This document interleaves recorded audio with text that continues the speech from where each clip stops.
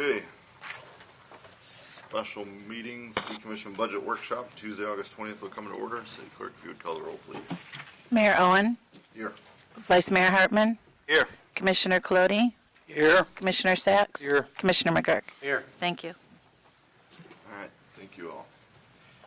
In just a minute, we'll have public participation. I was going to just go over a couple things right before that, just to kind of set the stage. The purpose of this meeting, I'm excited about this meeting. I'm thankful staff's put a tremendous amount of work in getting ready for this, and it's very exciting.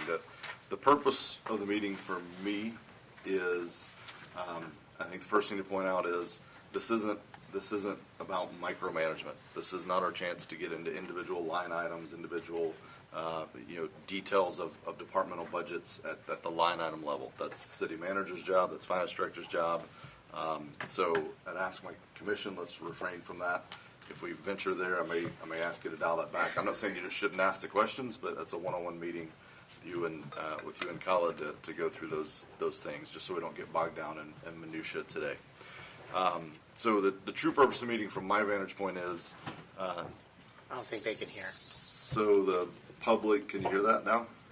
No? Yes? All right. The true purpose is so that the public and the commission can understand and appreciate. I mean, I think we've got a lot of amazing, fascinating, exciting things going.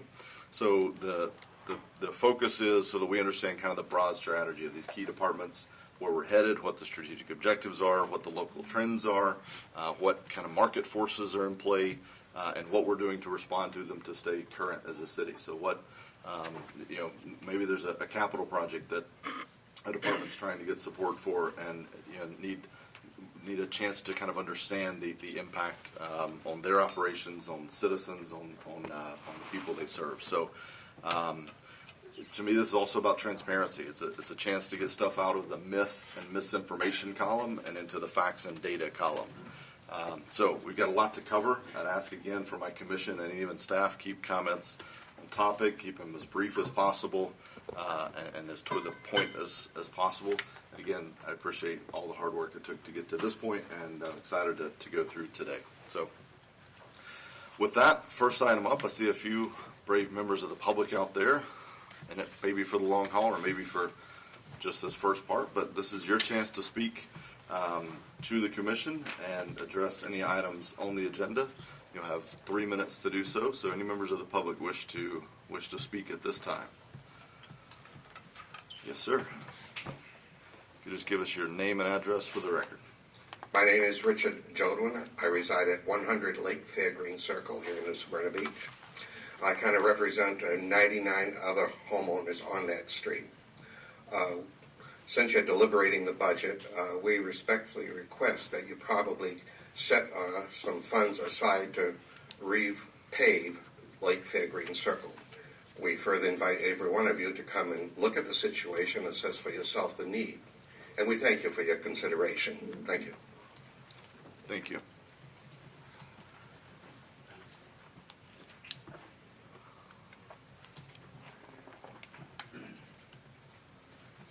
Good morning. 127 Lake Fairgreen Circle, and I just want to reiterate about the repaving of our roads, and we invite anybody to come out and take a look at them, and we'll be happy to meet with anybody to discuss it. Thank you for your time. Thank you.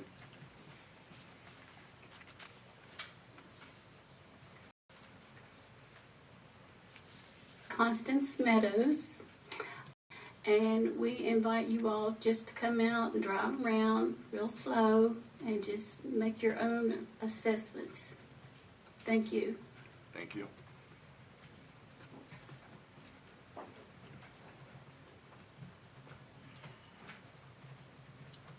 I'm Stan Dipple. I live at 75 Lake Fairgreen Circle, and I'll just reinforce what the previous people have said, that you're certainly invited to come out and drive our street and see for yourself that it does need repaving.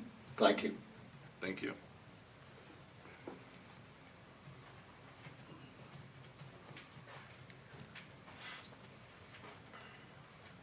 My name is Derek Lamley. I live at 127 C Street. Mine would be about just change at the golf course. So I lived in Fort Myers, moved here, been coming here for 20 years. So I'd like to see, what can be done about change for kids groups, conditions of the golf course, anything they can do to revamp the golf course, just everything to revitalize it and bring it back up to date. Do things for kids, do things for everyone, just to make it more of what I remember when I came here a long time ago. And I drove up and down Wayne, since I lived there, and I don't see nearly the people practicing like I used to. It just it'd be more kids, and that's kind of the way the game's going. And I think it's growing. You've got everybody coming. I think back to what I remember, even 10, 15 years ago. Okay, thank you. Yes, sir. On C Street. Yeah, I'm kind of on page with Derek. I'm definitely on page. Derek's a good buddy of mine. We played in college together. We have a group of us that, grew up around this town. We came behind the Marvin Harvey era, and golf was, for kids, was just going off the charts. It was like your soccer, baseball. Now we got nothing. It's all moved to Hidden Lakes. It's at Sugar Mill. I mean, everybody's, our generation has left the golf course. I feel like it's a sad thing to see. The golf team is not nearly what it was, and it's not Brian Perry's fault. He's a great coach. I mean, he's, played college golf as, top player around for years. I feel like it's more the development of the game that's being created right now, and as far as New Smyrna goes. And, people have a bunch of money around here. They're willing to spend it, and just feel like we need to do something to make that happen. Don't know what it is. I mean, Mr. Wentz I've known forever. No problems with him. I just feel like the game needs to take a big change around here, and I think it's possible. So I appreciate you letting me speak, and thanks a lot. Thank you. Any other members of the public wish to speak? This will be your last chance. May have some time at the end of the meeting, but I can't guarantee it. So, all right, seeing none others. And to the folks at Lake Fairgreen, I'll commit after this meeting, I'm going to go drive Lake Fairgreen. So, appreciate the invitations. Just for the record, with, my history, I drove by it. Yeah, I figured you did. I have not yet, not in many years at least. So, okay. With that, I'll turn it over. Thank you, Mayor, and good morning. I call this budget as a moving target. If you recall, at the July 23rd, we proposed a budget for you, and that was the rollback, but in reality, it was 6.7% increase. At the time, few of you have challenged staff to go back and reduce the budget some more. Came to find out after the meeting that our projected state revenue was off by $700,000. In addition to that, we had some of the staff that came to us after the meeting that they have some funding for projects that either we're in negotiation or it's coming up. When I talked to John, my goal was to make sure that we have a clean of a budget for you as much as possible to avoid any budget amendment as much as possible during the year. So what you have before you today is a staff took a shot at reducing the budget to 4% over the rollback instead of 6.7. We have added some additional items in terms of projects. For example, I added $200,000 for the resurfacing item. I added $200,000 for sidewalk. We did not have any money for new sidewalks. So I added the 200 there. In addition, we have $350,000 that staff was negotiating with the consultant on the 5th Street Bridge widening and expansion there. That's for the design. That would be coming probably sometime in the 2020, but it's going to be within this fiscal year. So we included that in this budget.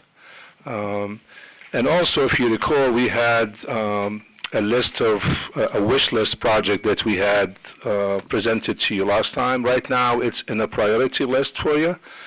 When we get to the end of the meeting, we could go through it. But I want to take a moment to thank all the directors that were involved, specifically the finance department and John in particular. Him and I, we've seen each other probably the past 3 weeks more than I've seen my wife. So, but I want to thank everyone involved, staff, and even the mayor and the commissioners. They gave us some comments and suggestions, and with that, I want to leave it to John to go over the budget, and we'll be more than happy to answer any questions that you might have. Thank you.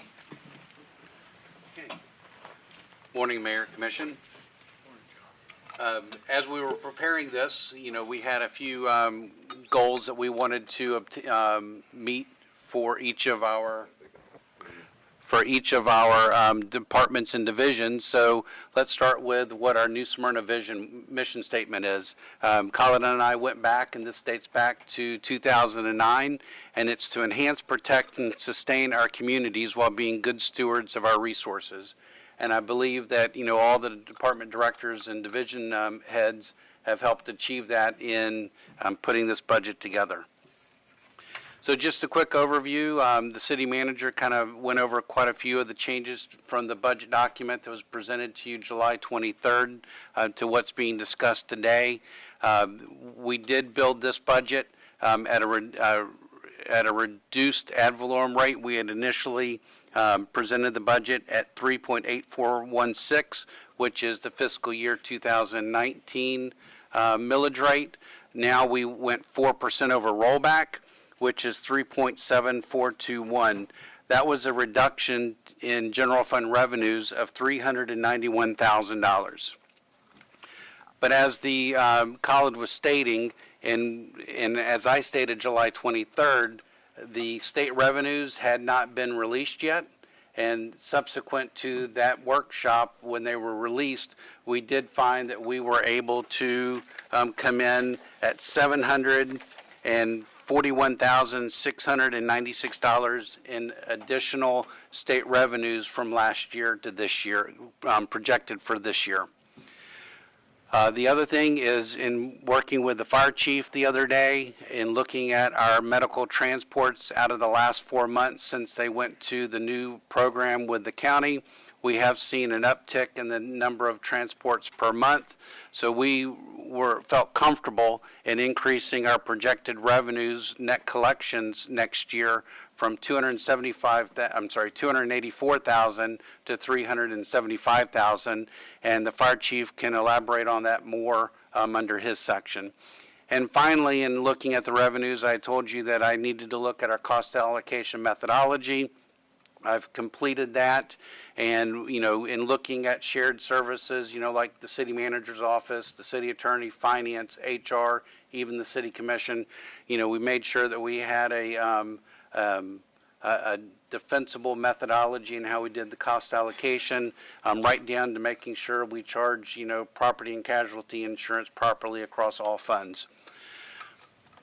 So as we got into our expenditures, we had to look at our salary and benefits. The last, few weeks, we've gone back and made sure that, in preparing for next year, we had looked at all of our live payroll data to make sure that it's, take into account planned retirements, vacancies, everything across all departments, all funds. And we even went in and we implemented labor distribution through our budgeted payroll, so that we're doing it through the payroll system instead of monthly journal entries. And why we wanted to do that is we have people that let's use our city engineer staff. They work not only in the general fund in engineering, but they're part of stormwater, building and inspections, et cetera, so that we want to make sure that we captured everyone's salary in the appropriate fund, department, and divisions. And also, in looking into next year, we have some planned vacancies. So in the planned vacancies, we know that we had a few months at the city manager, in the city manager's department, we have the assistant position vacant. We have a vacancy in the city clerk's office for a few months. And then also working with the police chief, we know that we typically have X number of vacancies throughout the year. So we actually took that into account to make sure that, we've got this budget for salary and benefits as lean as possible. We went back and worked with departments, looking at all of our cell phone and data cards, making sure that, we've canceled any ones that are no longer used, et cetera. So I appreciate the fire chief and police chief and everyone working with us on that. And then, from some things that took place this current fiscal year, we had to make sure that we had set aside the Islesboro debt payment back to the UC, even though we have an assessment with the Islesboro project. We actually have an accelerated repayment program that with the UC, so I had to make sure that that was accounted for. And also from your July 23rd commission meeting, with the addition of the Turnbull Creek debt issuance, I had to take into account the debt payment for next fiscal year. And then obviously, when you have a reduction of the ad valorem rate, that also had a direct impact to the TIF with the CRA. So I had to adjust the CRA budget. Then as we got into the capital projects, as the city manager alluded to, we had some additions to our capital projects. We had the Fifth Street Bridge. He already spoke about that, the sidewalks and the roadway resurfacing. But also, again, we have that reimbursement coming back from the Florida Trust on the Turnbull Creek acquisition. So I counted for that revenue coming in the current fiscal year. And obviously, we had some additional monies that would be available for land acquisition. And that was from commission action on July 23rd. And then also, I had to eliminate the mooring field project from the budget from last Tuesday's commission meeting. And finally, when it comes to the capital projects, to make sure that we're accounting for everything across departments, because we have shared funds. We've put all of our capital projects that we're completing next fiscal year in a capital projects fund. That way, it's as transparent as can be. It's not within anyone's individual department budget. It's in a capital project fund. And finally, as the city manager stated, I believe that, going back and really, looking at every line code that we've done this past few weeks and, the meetings that we've had the past week and, even, some of us, going back and forth on Saturday, I believe that the budget that's presented to you all today will help to minimize budget amendments throughout the next fiscal year. Which, as y'all know, we've had quite a few budget amendments this year, and we're trying just to make sure that we minimize that. So as I wrap this up, as the overview, there were a lot of changes in the general fund.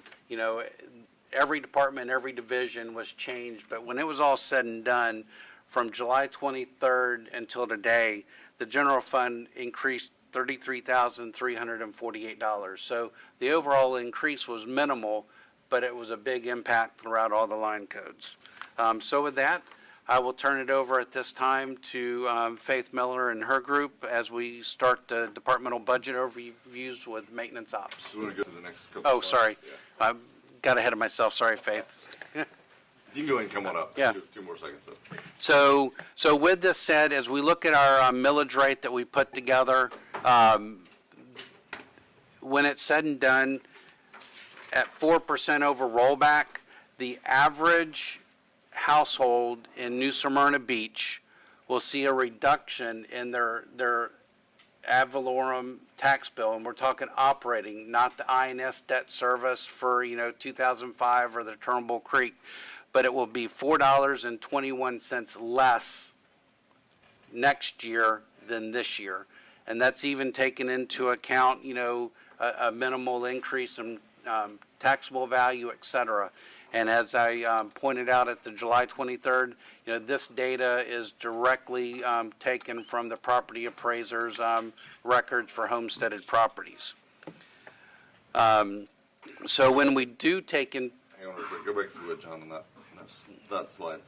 This is really important. I think this is the beauty of this 2020 proposed rate, if that's where we do ultimately land, which is what's proposed. the 640 to the 636. If you ignore that bottom line for a minute, I mean, what we're told continually, what the message is, you know, hey, as you break, and what question we get a lot is, hey, we have all these new homes, like, you know, the net taxes, like, I should be paying a little less because now there's more people paying taxes. That's what this is kind of driving at, that, hey, we're collecting a little bit less this year.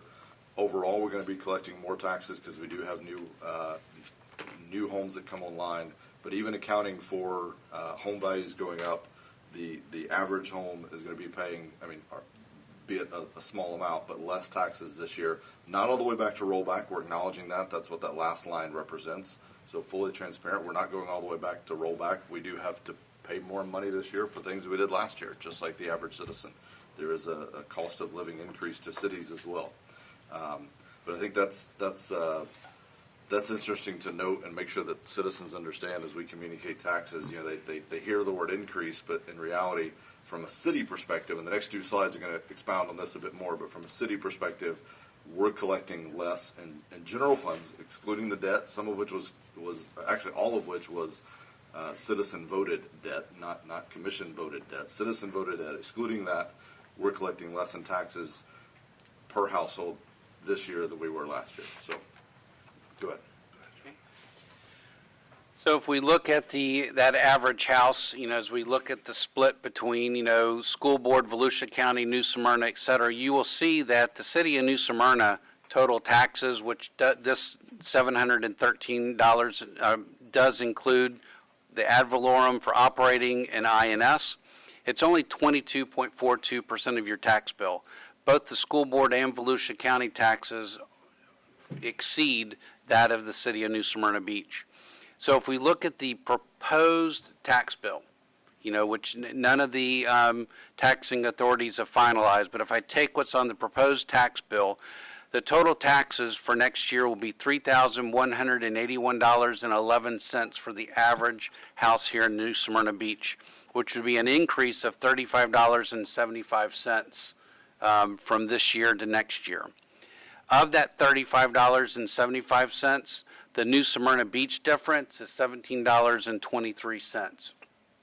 So as we showed on the first slide, the operating millage rate will bring in less money for that home, but with the new Turnbull Creek debt service, that is what's attributed to that increase in New Smyrna Beach of the $17.23.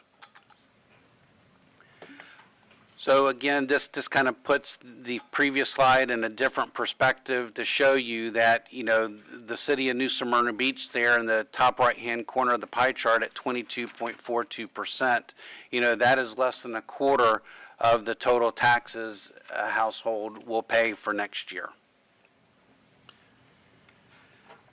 So here's the org chart for the next fiscal year. It's a carryover from the current fiscal year. You can see that, you know, all of us departments report up to the city manager, who report to the city commission, who ultimately reports to the citizens of New Smyrna Beach. So with that, I will now turn it over to maintenance ops. Good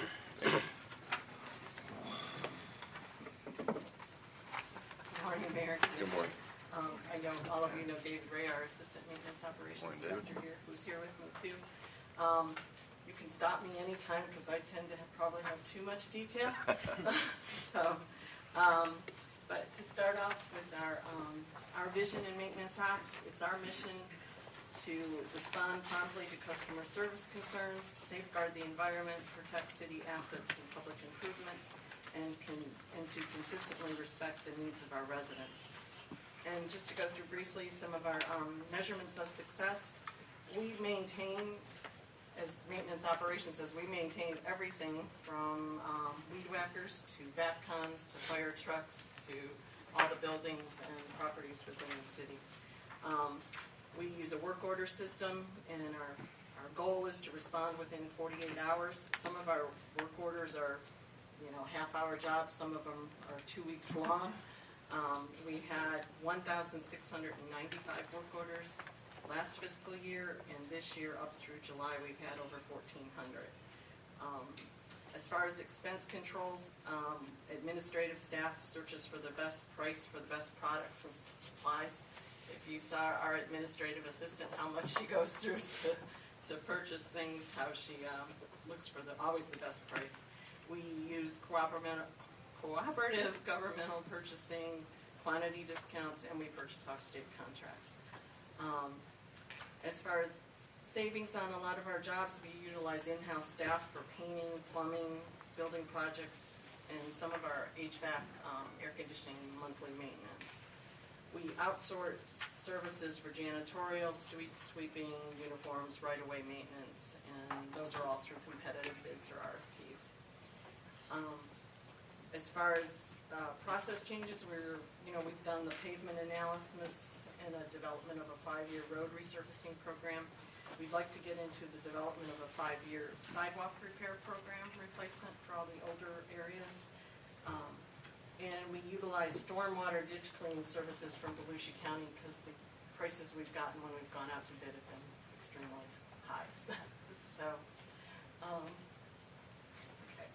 We have, like I said, we have 10 divisions. This slide separates them by general fund and then those supported by user fees. And the managers of those divisions are here to answer any of your questions when we get into their division. As far as maintenance operations staffing, we have 73 total employees. We have no proposed staffing changes this fiscal year and not asking for any additional staff. Our administration division is basically 2 people. It's myself and the admin who does all of our purchasing, and it includes everything to do with our building and our operations right at our facility out on Industrial Park. As far as maintenance operations, as we get into each of these divisions, we can't plan for every circumstance that we get. We get a lot of damage from storms, some vandalism, just older items needing repair. So when you go through our budget, it's sometimes a little different because as a result of that, we amend line items throughout the year because we have to prioritize something else that we can't do. So there's some changes in there when you look from an original budget to an amended budget. In the proposed budget, most often we're asking for what was in the current year's budget. So I don't know if there's questions on each division or you want me to keep going. Just to keep going, I have one question I want to go back to real quick. You mentioned, I love the metric you've got within, your goal is responding within 48 hours. And I guess, do you know, are we doing that on a pretty consistent basis? Do you feel we're hitting that metric most of the time? And we try to at least touch it. You know, if there's something, like sometimes the street supervisor will go Yeah. out and check something and then it's a job that needs materials. Put in or queue and- something, yeah, exactly. So then we reschedule it. So we Okay. at least, if we can fix it within 48, we do. If we have to schedule it and it's a longer term job. but we're responding within 48 hours and then responding accordingly. Excellent. And we get work orders through citizens, put them right into the system through the city's webpage. We get work orders from all the different departments. We get work orders just when we're out driving around and seeing things. Yeah. So there's a lot of methods of how they come in. Excellent. Did you? Let me ask you, Mayor, do you want us to wait till she's done with her presentation and then get into it, or do you want us to So get ahead? I would say as we go through it, I think she's going to go through each of these slides. So if you're you're up on streets, I'd say wait until she gets to streets and then just jump in on streets. Perfect. So. Okay. So overall, the administration budget is down 19.73% as it shows on this slide, right? I hope. Mhm. You're looking at the right one. Yep. It's hard with it behind you. Yeah, sorry. Okay. And our next division is building maintenance, and they're, obviously, they maintain all of our buildings. They also do things like, this division includes the sign division that makes all the street and directional signs, and they do the striping of the crosswalks and they also used to have, this division had the janitorial staff. That's the one change in personnel. It's not a change in cost. I mean, it's a change in cost to this division, but we moved the janitorial staff over to the Parks Division. It made more sense that they were, because they're cleaning the restrooms 7 days a week, twice a day. Yeah. So that's why we'll see Through the parks. giant negative here, and once we get to parks, we'll see a giant We'll see it plus go up in back personnel. up. Got it. Right, that's from that. There were some increases in fleet maintenance billings and gas and oil here. This division is also asking for 2 capital equipment requests, a utility van and a cargo van. They're both, we want to set up an air conditioning service vehicle so we can get more into servicing our own air conditioning units. And this would keep everything dry and all in a set place that they could go to right away. And the other one is for a multi-purpose vehicle for transporting larger items to job sites, but it would be, they could enclose some of that and keep it in there easier than the pickup trucks that they're using right now. Okay. Any questions on that one? We'll jump in. Okay. Keep going. Garrett is here too if we were going to get more into fleet, but this slide reflects the actual fleet division operation, and that's a 9.66% decrease. Just a couple notes here for the gallon. We use a rate of, this year we're using a rate of $2.75 per gallon for our fuel costs across the board. The fleet replacement schedule, what we try to stick to is first response vehicles are 7 years or 100,000 miles. Fire engines are 10 years frontline, 10 years backup. And all other vehicles, our SUVs are light duty trucks. We try to go 10 years, 100,000 miles, whichever comes first. Our heavy equipment, optimal 10 to 15 years. You'll see later that we have some equipment that's over 20 years old that we are asking to replace. Okay. One question I had on fleet, not really a question, but just something that's come up, is electric vehicles, and starting to introduce those in. Obviously, not maybe fire trucks or police cars, but are there other vehicles that are, that would be a logical transition?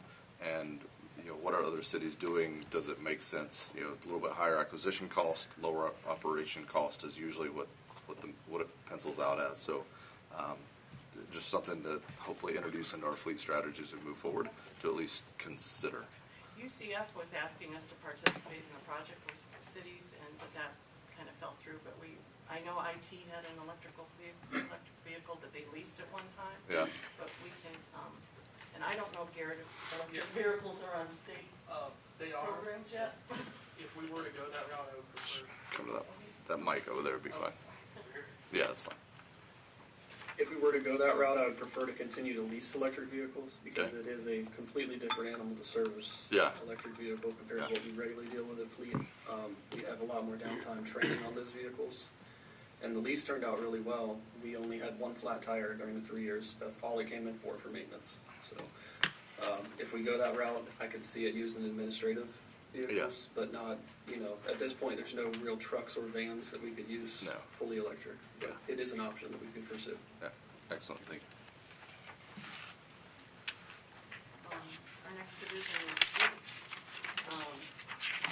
Obviously, they do all the maintenance of the streets, the sidewalks, everything you can imagine out there as far as related to streets. Their total budget is down 31%. As far as capital, we were looking for these are two of the vehicles we would really like to replace. We have a 1988 and 1997 dump trucks that really need replacement. Those are used almost daily. They're used during emergency events, unloading materials at sites, those kind of things. We also are looking to replace a wheel loader that's a 14-year-old machine. As you know, as far as the resurfacing in the past few years, we've had sometimes 150,000. This year we had 250,000. I understand John and Collett are proposing 700,000. We did the IMS study. There are plenty of roads out there that need resurfacing. We do have the petition for Lake Fair Green and Golf Club. When we did the IMS study, those come in with a pavement condition index, and those came in between 53 and 79 because they do it by segment as far as the condition of the roads. But of course, if the commission wants to add those to next year's resurfacing list, we can certainly do that. I think from the petition, it looks like it was a portion of Golf Club Drive that they were. Lake Fairgreen Circle. Well, there was another, I thought the petition also mentioned golf course. I know most of the I've heard one residents for were golf course here. too, yeah. Yeah. That's correct. Thank you, Mayor. Thank you, Faith. Appreciate your presentation. Yeah, my biggest concern is how, we went to this, outsourcing this company, and that's great, but what I'd like to see in the future is some kind of checks and balance or a process to where citizens can come in, and we need some flexibility for something that gets missed. And I know I've spoken to College, I know this is more College responsibility, but the condition Lake Fairgreen Circle's in, we need to figure out kind of how that fell through the cracks. No pun intended, a lot of cracks in that street. And yes, We rely on our engineering staff too as a partner in this project. So when we came up with David and I came up with the first year's schedule of roadways, we give that to engineering. Engineering comes back and says, no, you should, economies of scale, you should do this, you should look at that. So they look at all the roads that are proposed too. It's a computer system with, that shows every segment of road and, a strength rating.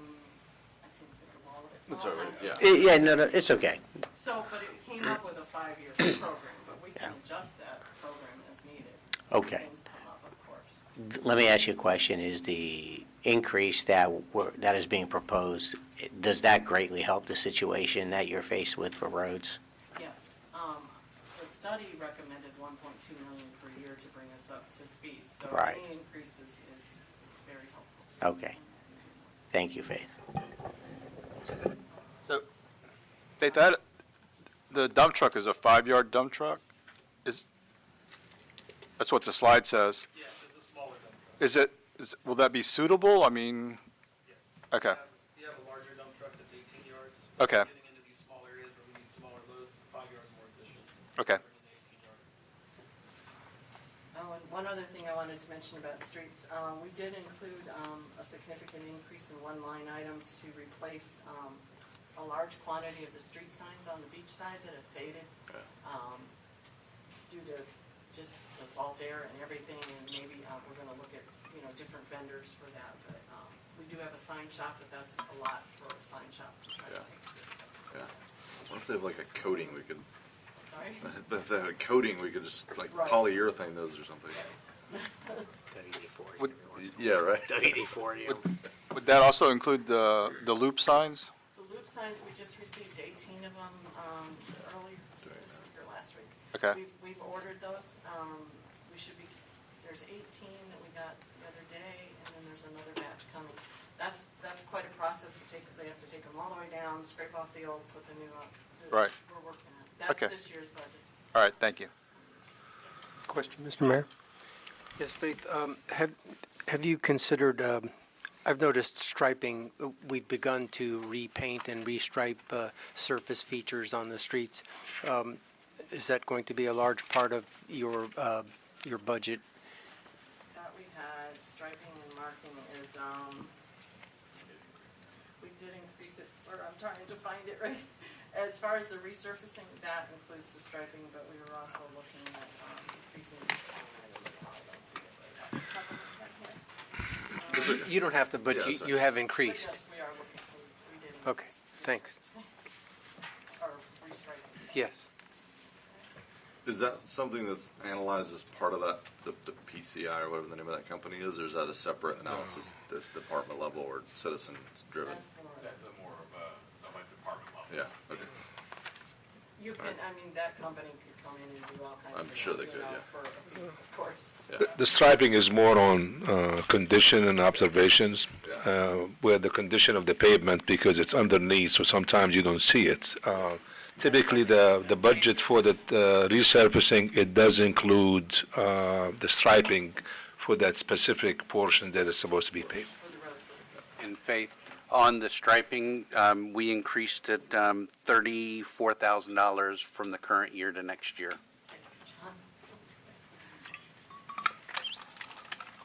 Mr. Mayor, Sure. on the wheel loader, is it functioning now?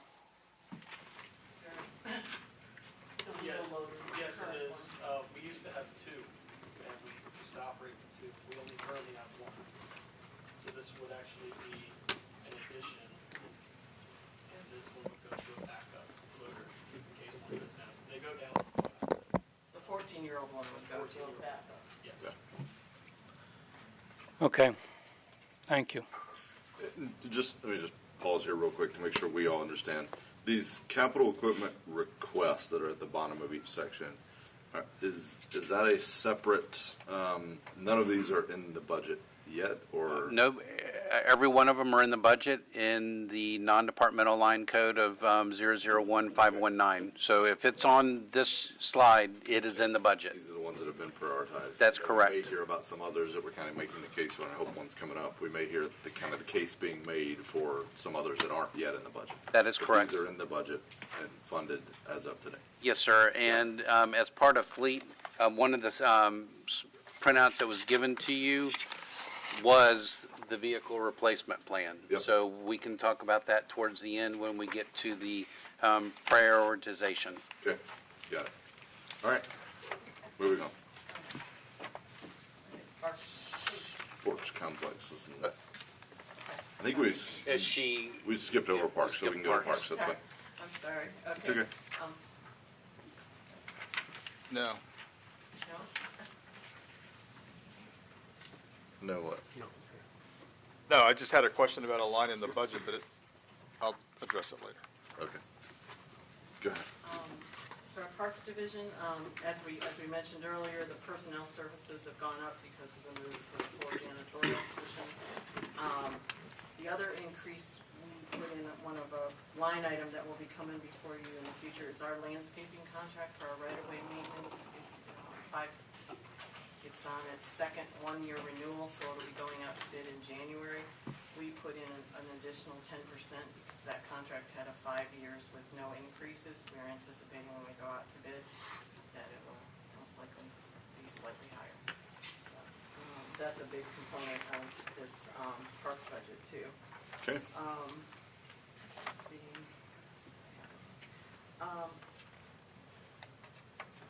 One of the other items we're hoping to replace is all the public benches along Flagler Avenue. And we're also in the solid waste budget, we're hoping to replace all the trash cans down there with newer, higher, larger capacity cans. That's one of our goals too. And this division is asking for 1 3/4 ton pickup truck for the utility. They can stock as an irrigation truck for all the irrigation systems that they need. And Faith, on that, I noticed that our irrigation repairs is kind of high. I mean, do we look at why that is? Are we just having a lot of vandalism, or? there's irrigation for the sports complex, and then there's irrigation for all our other. For the parks, it seemed fairly high on that one. It's a lot of older systems. Also, to save some money, the landscaping contract includes irrigation services at a per job kind of thing. Right. So when something goes wrong, like on the US 1 medians, we sometimes do it ourselves or have the contractor do it at a fee. So it includes some of those areas too, and they're older irrigation systems, so we seem to have a lot of issues with them. Okay. If it's anything like my brand new irrigation system, it just breaks daily just to annoy you. So. And John, I don't know when the appropriate time is to talk about the 2 docks, the fishing piers at the end. That's at the end. Okay. Whatever works for you. Sports complex, I think we're up to. There we go. So, this overall budget is a 14% decrease. David is asking for 2 vehicles, a tractor and a debris blower, to help clean the parking lots and sidewalks after all of their events. The sports complex revenue has increased since David's been here. I think since 2014 it was 36,823. Last year they brought in 161,000. They're expanding he's hosting more and more tournaments.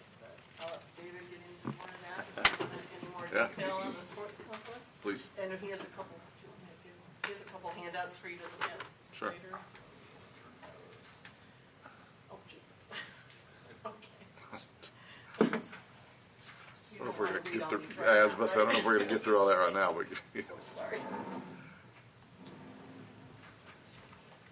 So in the budget, there are two blowers, one for you and one for the golf course? Or is it the airport? I believe it's the airport. Airport, yeah.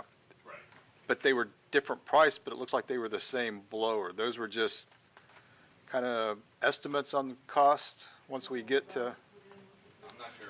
It was the same, but I asked for the quote at a different time, so they're estimates at this time. okay. All right. So that number may, yeah, okay.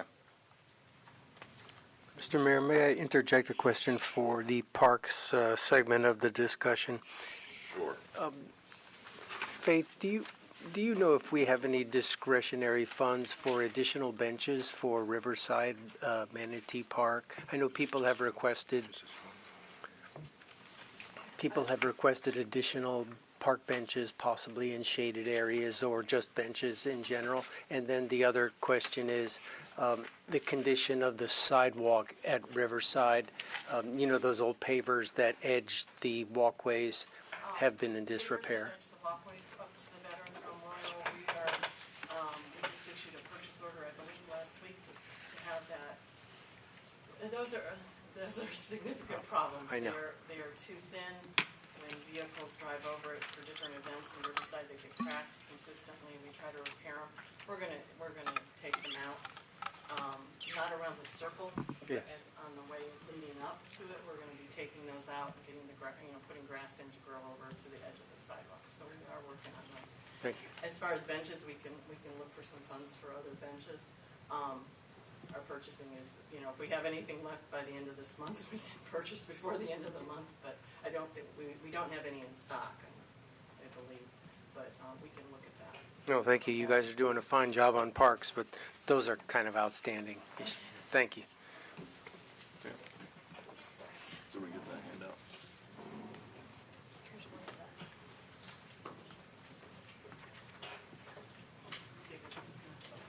Yeah, go. But as Faith alluded to, we have increased our revenues 338% since 2014. Part of the ways that we've been doing that is we've been trying to increase the playability of our fields, both from a playability standpoint and from a look standpoint. We're garnering more national level tournaments, bringing in more. Hang on one second. I want to make sure we hear what you're saying because it's really important, and we're confused by the handouts up here. So I've got, no, you're good, Faith. So it's the LED field lights, I think, is one pack, and then you should have something that says full description on the front of that. Does everybody have that? Perfect. Yep. Okay, now we're with you. Go back and talk about the increase in revenue that you've done. So as Faith alluded to, we have increased our revenue 338% over the past 5 years. 338%. That is Nice. in part to increasing through our budget the ability for the playability of the fields, for the aesthetics of the facility, and really trying to make our facility, which I feel is one of the best in Volusia County and one of the best probably in Central Florida. We try to increase our playability essentially, and the whole complex as a whole every year. We try to add something to it. We try to make it better. We are hosting more national level tournaments.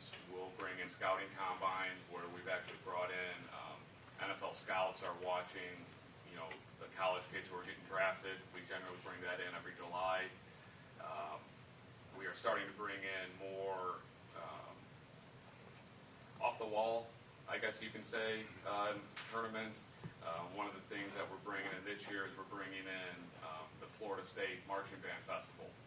We're in talks right now. We're bringing in the entire state of Florida. All the top marching bands are coming in potentially in November. We're in talks right now to finalize that contract. But part of the things that we've tried to do as the rest of our maintenance ops department, we try to do as much as we can in-house, which is actually one of the reasons for the new tractor. We do have a contract with that we went out to bid for to aerate, burn cut, and do a lot of those things from a contractor standpoint. Bringing in a new tractor will allow us to do that on a more consistent basis and at a cheaper rate than having the contractor do it. We did install a light system, which allows us to track track the lights and turn the lights on and off on the code, so every user group can get a code. Our baseball group, any rentals, they have their own specific code, so they turn the lights on and off, we track them, and all the non-affiliate rentals get charged for lights. Our current affiliates, our baseball group, our Pop Warner group, our soccer group, the high school, we do not currently charge those groups for lights. That's all part of being an affiliate of the city and you know, essentially helping out the residents of our community, keeping their registration costs low. But it does allow us to track the lights. We've used over 2,500 hours of field lights, which costs about 75 cents a minute to run one field. And one of the packets that you have in front of you is one of the LED versions that we can go with. And one of these, the full price that you have in front of you, it is a big number. It can be done over phases. That number is also a turnkey installation with that company sending their folks down here to install everything. If this was something we were going to move forward with, we would go out to bid and actually have the bid separated, how much for the lights themselves, how much for installation. We can probably get a local installer that could definitely do it for cheaper, so that price tag could come down a little bit on that. And it could also be done in phases. It doesn't have to be done the whole complex at one time. One thing we're looking at right now as we go into next year is I'm going to start replacing all of our parking lot lights with LEDs and try to start cutting down on that cost as well. We'd like to move everything. Every time we replace any kind of lamp out there, we are going with LEDs going forward. Whether it be a building light or anything along those lines, we're trying to move all towards LEDs. It would also allow, the LED light system is something that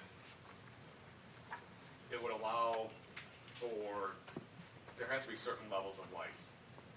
When you're talking high school games or college level athletics, there has to be certain level of lights for a game, for practice, and the LED lights would allow us to turn the lights all the way up to 100% per game. It would allow us to turn it down to 60% for practice, or we can even do it at 25% if we're doing maintenance to the field. You know, we'll have tournaments where we have to turn the lights on at 4 o'clock in the morning because we have to get the fields ready. You know, we can, for less light spillage, we can turn those lights on at 20%, so we're not affecting anyone close to the complex with any kind of light spillage in that regard. I don't know if you have any other questions on that at this time, but. So I had a chance. We were all just at a conference, Florida League of Cities conference, and one of the folks you had talked to about the LED lights was there and had a chance to see the actual light and see some demos and talk through it with them. And this is something I think would be a great improvement for our sports complex. I think it's right in line with everything you're trying to do to increase playability. I think you've proven you've got a track record, 338% increase in revenues. So, and I think there's a business case as well. And I think this is one of the few projects in the public space that you can almost make a business case for to where this will pencil out. So, I'll defer to my commission of how we get there. I'd love to see us. Maybe we start checking off some phases, starting with that football and baseball stadium, or whatever order that you think is the best. Or maybe we look at the whole thing. If we can get the cost down a little bit, working with some local partners. One thing I would throw out is, if we don't want to drop all the money up front, if we were willing to delay our savings, if we financed this through some partners, and the vendor I talked to, they had some financing partners. If we financed it, it might pencil out, and we'll just have to run the numbers on this. It may pencil out to where we take all the savings, use those for debt service, so it's basically neutral, but we get all the benefits of all these other things you talked about in the meantime. And then after 7, 8, 9 years, when the debt's expired, then we start actually reaping the monetary benefits. But in the meantime, we get all the other things basically for free if it pencils out, if the debt's cheap enough and whatnot. So I would love to see us kind of push this forward. I think it's a great initiative. So that's my comments on the field lights. Mr. Mayor,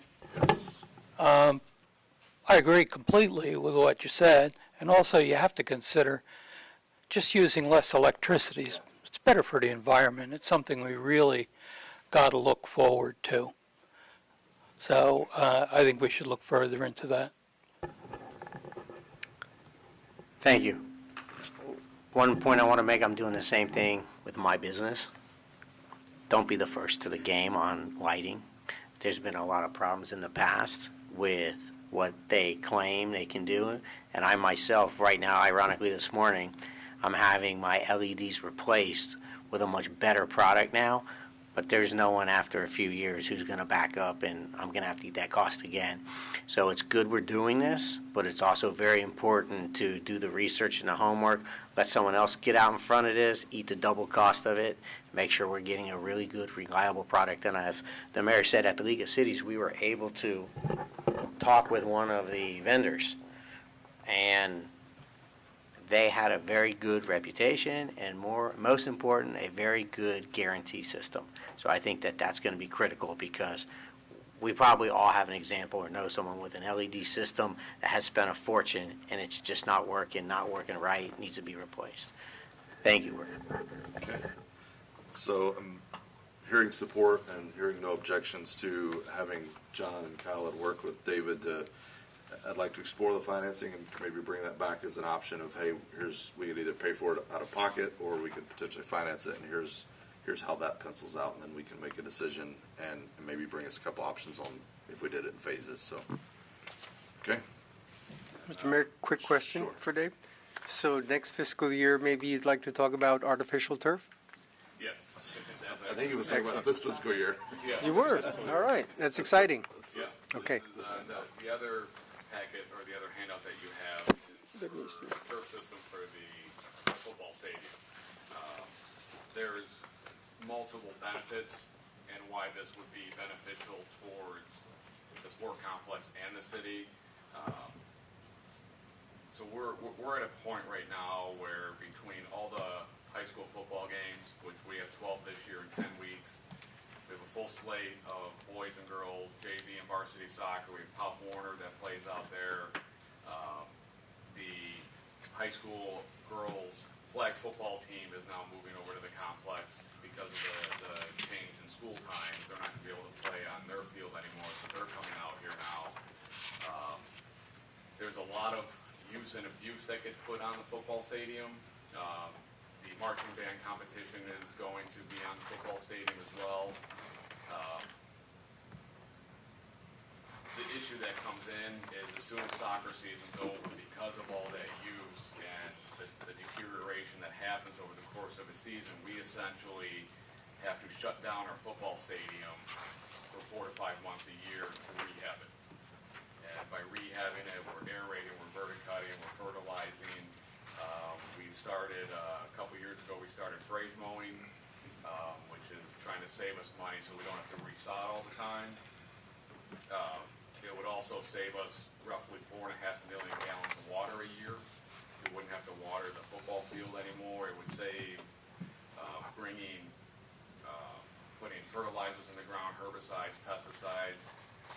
It would save the environment from putting all those kind of ingredients into the ground. The average turf natural grass system can handle 900 hours of playability. The average field turf system can handle 3,000 hours a year. And the biggest difference is if we have a lot of rain, we will start canceling practices, we will start canceling games. We have canceled a high school football game before. That was one of the first games of the season. That it just came to a point where I did not want them to destroy that field on game one. With the field turf system, you can play in any weather like it could be a torrential downpour and you can be out there playing. Just this current past couple weeks, we've had to cancel so many practices for Pop Warner, and with Pop Warner, you have to get so many hours of practice in before you're allowed to play your first game through Pop Warner national rules, and they came up close to it because the multi-purpose field was underwater just from all the rain that we received, and we would be able to move Pop Warner practices out there, which will save the multi-purpose fields from doing sod work and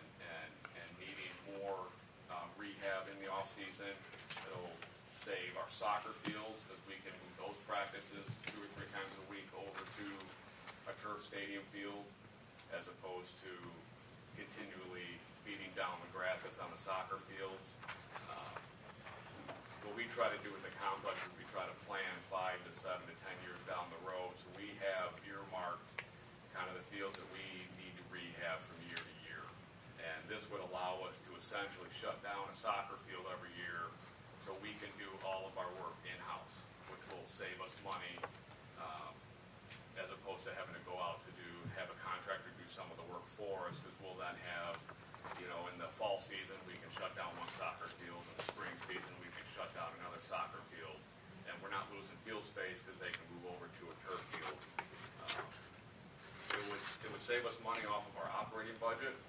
A turf field would come fully lined permanently for football, soccer, and we would actually put lacrosse tick marks in that we can paint the lines for lacrosse, but that's roughly $7,500 a year just in paint that we spend to paint a full-size football field every week and a full-size soccer field throughout the year on that field.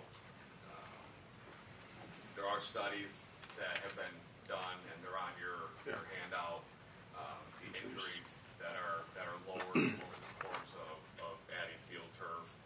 And So David, I'm going to just quick time check. We got till 10:15. We got a couple other things to get through. So this is it. No, we're good. This is extremely important. You put this is a great summary. I was able to scan it. Where you point to is lower injuries. 4.4 million gallons of water that we're saving. Annual chemical maintenance. I mean, just that word kind of is. It's 10,000 a year, and it's chemical maintenance. And then you outlined what tallies up to probably 50 to 100K if you factor in all the person hours. So. My question, what I don't see on here is, I know it's going to be a big number, but what's the number? What's the ballpark number? to put the full system in, you're looking at about $850,000. Okay. So, again, though, if we tally up all these savings, even if you take out the person hours, because frankly, those are soft savings. You never actually realize those. Right. I mean, those people get diverted to other things. We don't see that. I can't use that to pay anything else. So I would certainly be supportive of looking at this similar to the LED. Can we pencil out a business case? It doesn't maybe even have to come all the way to zero, but let's just see what the true cost is once you factor in the savings. Where's the break-even point? And then do the other gains, the lower injuries, the increased field time, and don't be afraid to layer in what you think may be some increased revenues based on being able to use the field more, maybe even charge more or attract other events. So don't be afraid to factor that into the business case, because it's a true thing and it's a proven track record. So I'd be supportive of that. I'm curious if the rest of the commission has any brief, quick thoughts on that. Yes, Mayor. I think it's a great idea. We do need to be careful where we anticipate cost savings. I know the water, we've had some issues in the past where we only have a certain allocation of water, and the soccer fields have suffered in the past due to there just being a limited amount of water and where the priority is. So at the very least, these are going to not necessarily be a cost savings, but will be an overall improvement and a better quality of a sports complex overall. This is going to benefit all the fields, and in this case, the example is water. Yeah. Thank you, Mayor. Any others want to voice support or opposition? Yes, Vice Mayor. Mr. Mayor. So we're talking, I'm sorry. So we're talking just a football stadium at this time then, at 850? Yeah, I certainly could support that, at least looking at the numbers. Yep. Commissioner Colodi. I appreciate the effort that our acting manager has put in to lower the amount of our budget and the increase. It's really still too high for me. So I'm going to be looking for overall cost reductions from all departments. I'm not going to single anybody out. I would like to get it down to 3%. How this fits into it, I'm really interested, because it is money, both this and the LED. I support both of them, but I'm not going to support any significant increases in the budget to accomplish that.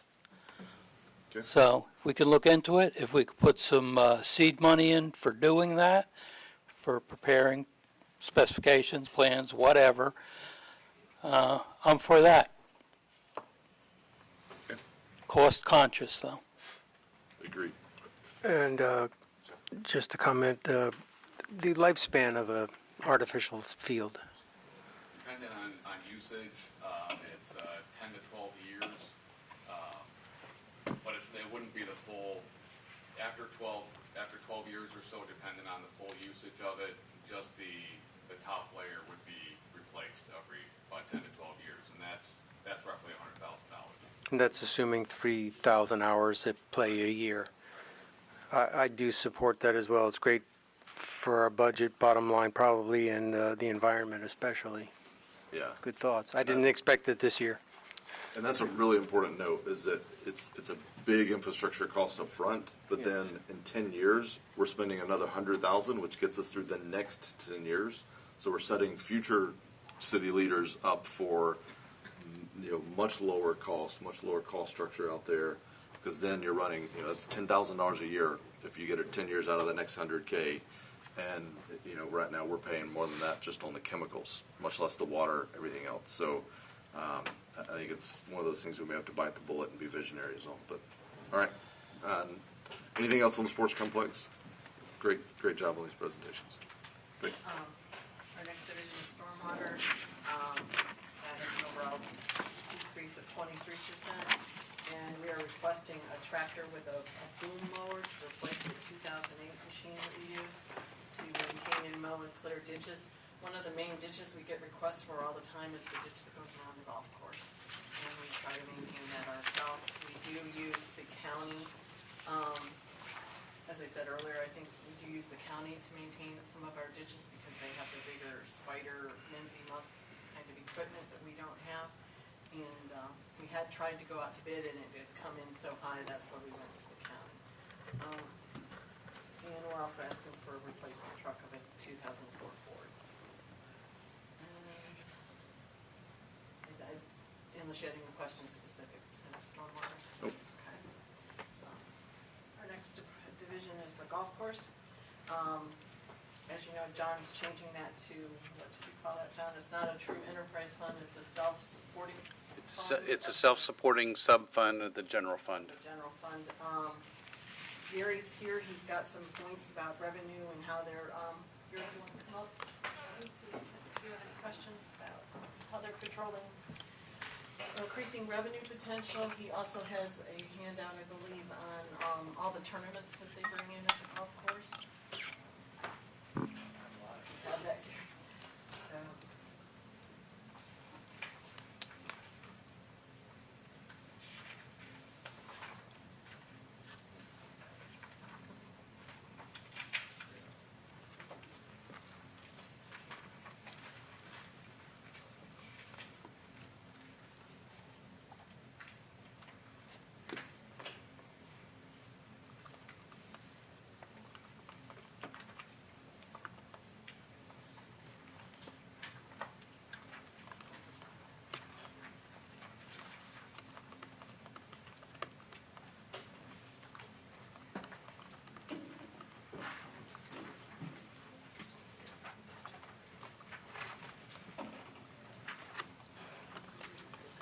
Mr. Mayor, while paper's being handed out, do you mind if I ask a question go ahead. of finance? Yes, John, please. I've had some concern learning about enterprise funds, and I've had some comments from residents that there's a decrease, their perception is there's a decrease in transparency if we take an enterprise fund and absorb it into the general fund. Thank you. Can you speak to that?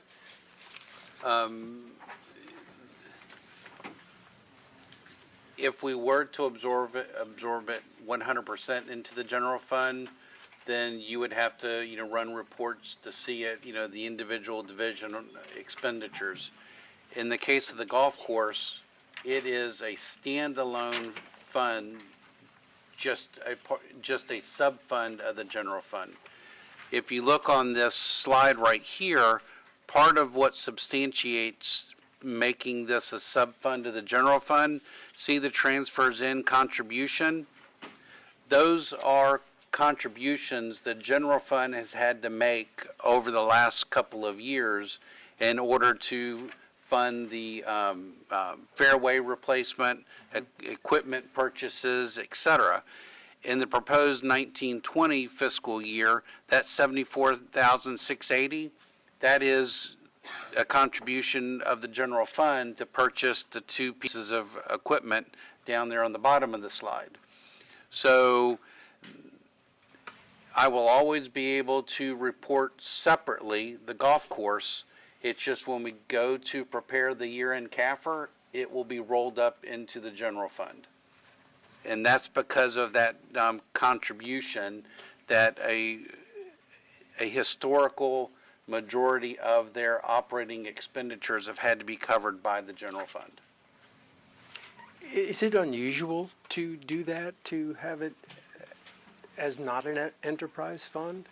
No, sir. This is very common. It is common. All right. Thank you. And as you will recall, this was a recommendation of the auditors when they made their presentation back in May. Yes. Thanks for helping to clarify that. Okay. Just to go over a couple of the other things that the commission had asked. As far as a return on investment, the city's green space output of recycled water is a net benefit to the environment. We use recycled water for the golf course. The golf course serves as a tourist destination for the city. Gary has gotten a multitude of compliments, I believe, over the past pollen grass that we put in on the greens and everything. We lost a lot of trees out there, but we just planted 80 trees out there recently with the grant that we received. He does negotiate best pricing and take advantage of discounts with multiple vendors. They do use part-time employees and volunteers to help the course reduce personnel costs. As far as a process change, they're now using an automated global online tee sheet that allows customers to make tee times 24 hours a day. They're trying a new fertilizer and weed control combinations to keep the greens and fairways in the best shape possible. Gary can answer if you have any particular questions about the course or operations. Yeah, just to go ahead. Oh, go ahead. One more thing I forgot to mention: the lease with the restaurant is coming due at the end of September, and we will be. I believe Chris with the attorney's office almost has it ready to go, so it'll be coming back to the commission in September for the golf course restaurant lease. Okay. So just to the comments earlier, Gary, just what are we? I'm not a golfer and never got into the game. I tried once. I should come see you. I'd like to get back into it. But what are we doing? I mean, I've heard anecdotally. You probably have the data that there are segments of golf that is it's a aging sport. There are folks aging out of the sport or transitioning to other sports like pickleball or whatnot. And so obviously that's going to have to be replaced by some demographic.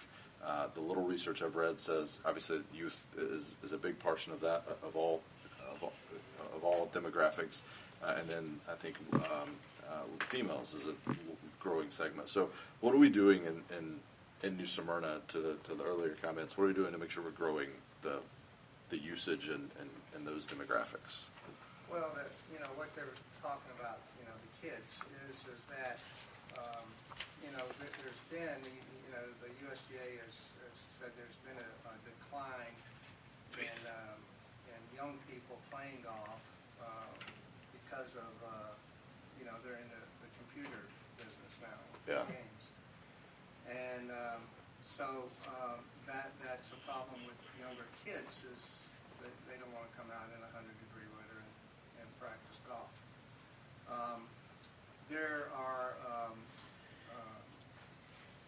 when I came here 10 years ago, was going to start a junior program as well, and learned that Robert Schraub over at Hidden Lakes had one going for many years.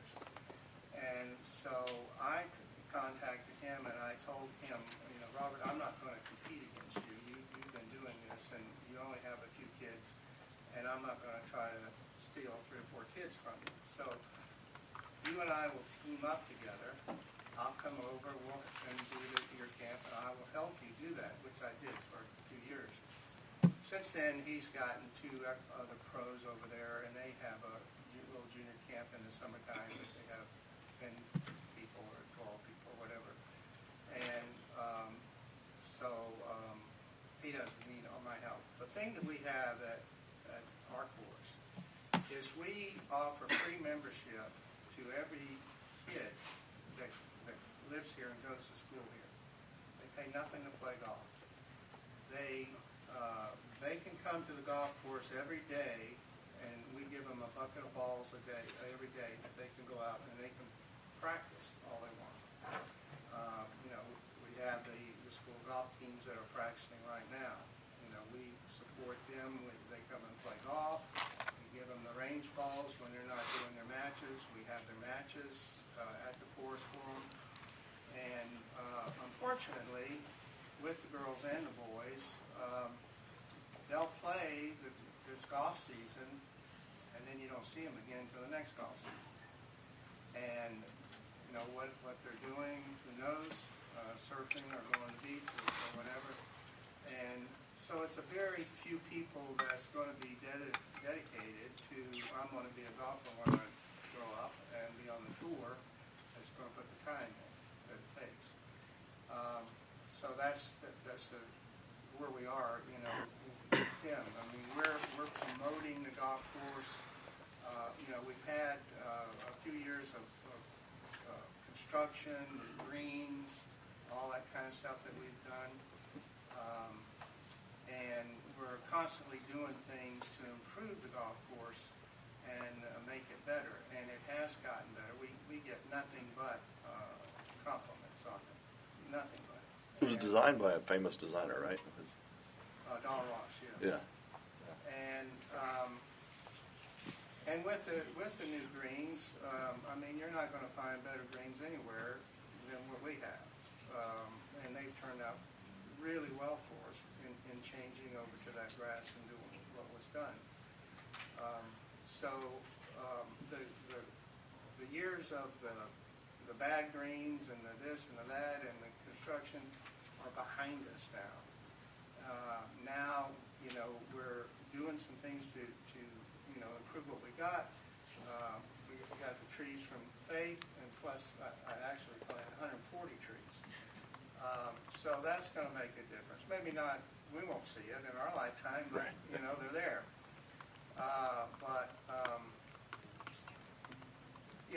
And talking about the tournaments, and you have a sheet there, every one of those things that are listed, that I listed there,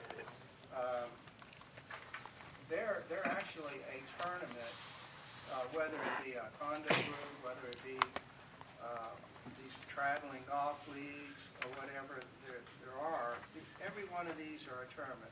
We have in the top up there where it says the New Smyrna, the WGA and the SMGA, the Skin Game, the MGA, all those groups, they play every week a tournament. And so as all these others, and they range from 20 players to 100 players in all this stuff. So you can see that 2017-18, there was 311 of these.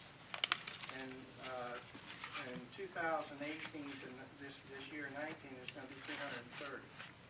So we have a lot of groups and tournaments play. We don't have a lot of room for a lot of other stuff when you look at all that we do here. We're very busy with that. In the wintertime, January through April, we're limited to what we can have as far as tournaments because we're so busy with the play.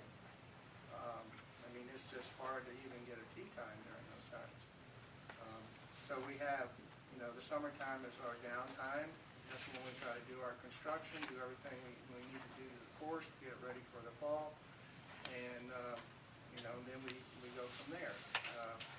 And with the weather and the rain that we've had, it's killed a lot of grass. It's made some spots that we're fixing. You know as well as anybody on how it affects your business. And so, you know, we're at the mercy of that. And so with all that, you know, the course is, like I said, it's gotten over, you know, the somewhat humps, and now it can go. Yeah. Okay. What about the Marvin Harvey? I think it was mentioned. What is that? Is that something we still do, or is that gone away, or what? Marvin Harvey, you know, it had been going on for years and years and years. You know, that Marvin started it, and it was a scholarship. They had a scholarship tournament to raise money to give kids each year. When I came, you know, we were doing the Marvin Harvey. It kind of went down. We tried to bring it back. There was, you know, interest. We had a really big deal one time trying to bring it back, a dinner, a dance, or everything, trying to get it back. The problem with that is the school and the people just didn't have the desire that it took and the commitment as far as volunteers, helpers, or whatever, you know, to do what needed to be and to try to get the tournament. I have right now in the bank $19,000 for scholarships, which I still give every year to the golf team, you know, of the seniors that are graduating and have played on. That's what it's for. It's for golfers that's played on the golf team throughout high school, and then they're going to college, and so we give them money to help them with that, usually a girl and a boy if they're seniors. And I've been giving that money out every year and still have $19,000 left to do that. But it's just the interest in organizing it and having the school run it, you know, help with running it. I've lost interest. Okay. Thank you, Mayor. Thank you, Gary. Appreciate the report. And yes, I finally found a business that mirrors mine in terms of feast and famine, weather, affected by the weather. You know, I'm intrigued, though, about what the possibilities are that we can do for our youth in the community. And I say that because golf is something I did with my family, my kids, over the summer. And it is one of the few activities that a family can do together. Everybody can actually do it in terms of being outdoor, athletic, getting outside and doing something. You know, a lot of other sports, it's not like that.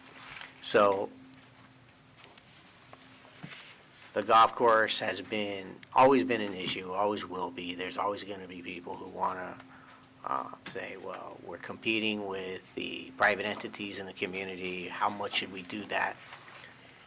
On the other hand, I don't want to see it limp along for that reason. I want to do what we can do as long as we have a golf course to be able to have it functioning as highly and effectively as we can. And that is going to come from us more than we should expect it from you. You have limitations to how far you can do something. So that is maybe a discussion that I would like to have with you in the future. Obviously, there's no easy, quick fix to this, or it would have been done a long time ago. But I am intrigued about the involvement that we can do by getting young families started. The city courses are generally going to be cheaper than the private courses. So I think there is an avenue for us to be able to reach out and try to work on getting more membership, especially in the summertime when it's not as busy. That's when I enjoy playing with my kids because we're not pushed along, we're not holding people up. So I do think there's a little bit of a current or an angle, an avenue that we can use to maybe do something to better the course, as you point out, like the trees in the long run.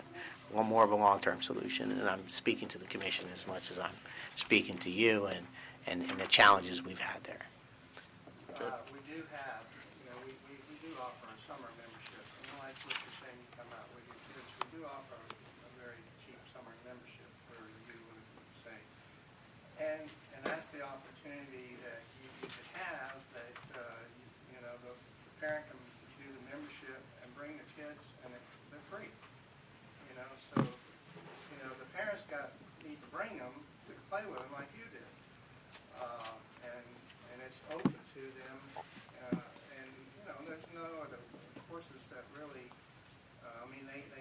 junior memberships, and they charge, but it's free here. Everything's free for kids. Thank you. Okay. Mr. Mayor, yeah, go ahead. question.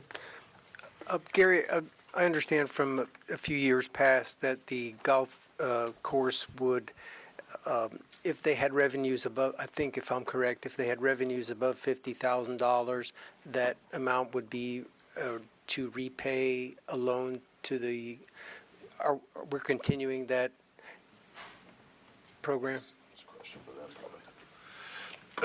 They, in the past, Commissioner, they did that, but I think it's about 2 or 3 years ago, the commission actually has stopped that loan. So that's when they did the major construction project at the golf course to do the renovation. But in the past, they did.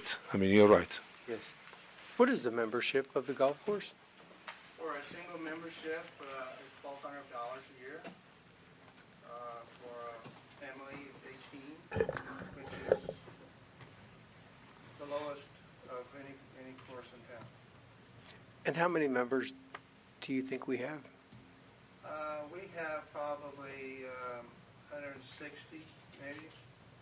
Our membership was very old, and through dying and getting sick and not being able to play, it's gone down. Young people, they don't join courses anymore. They play at different courses and everything. And so,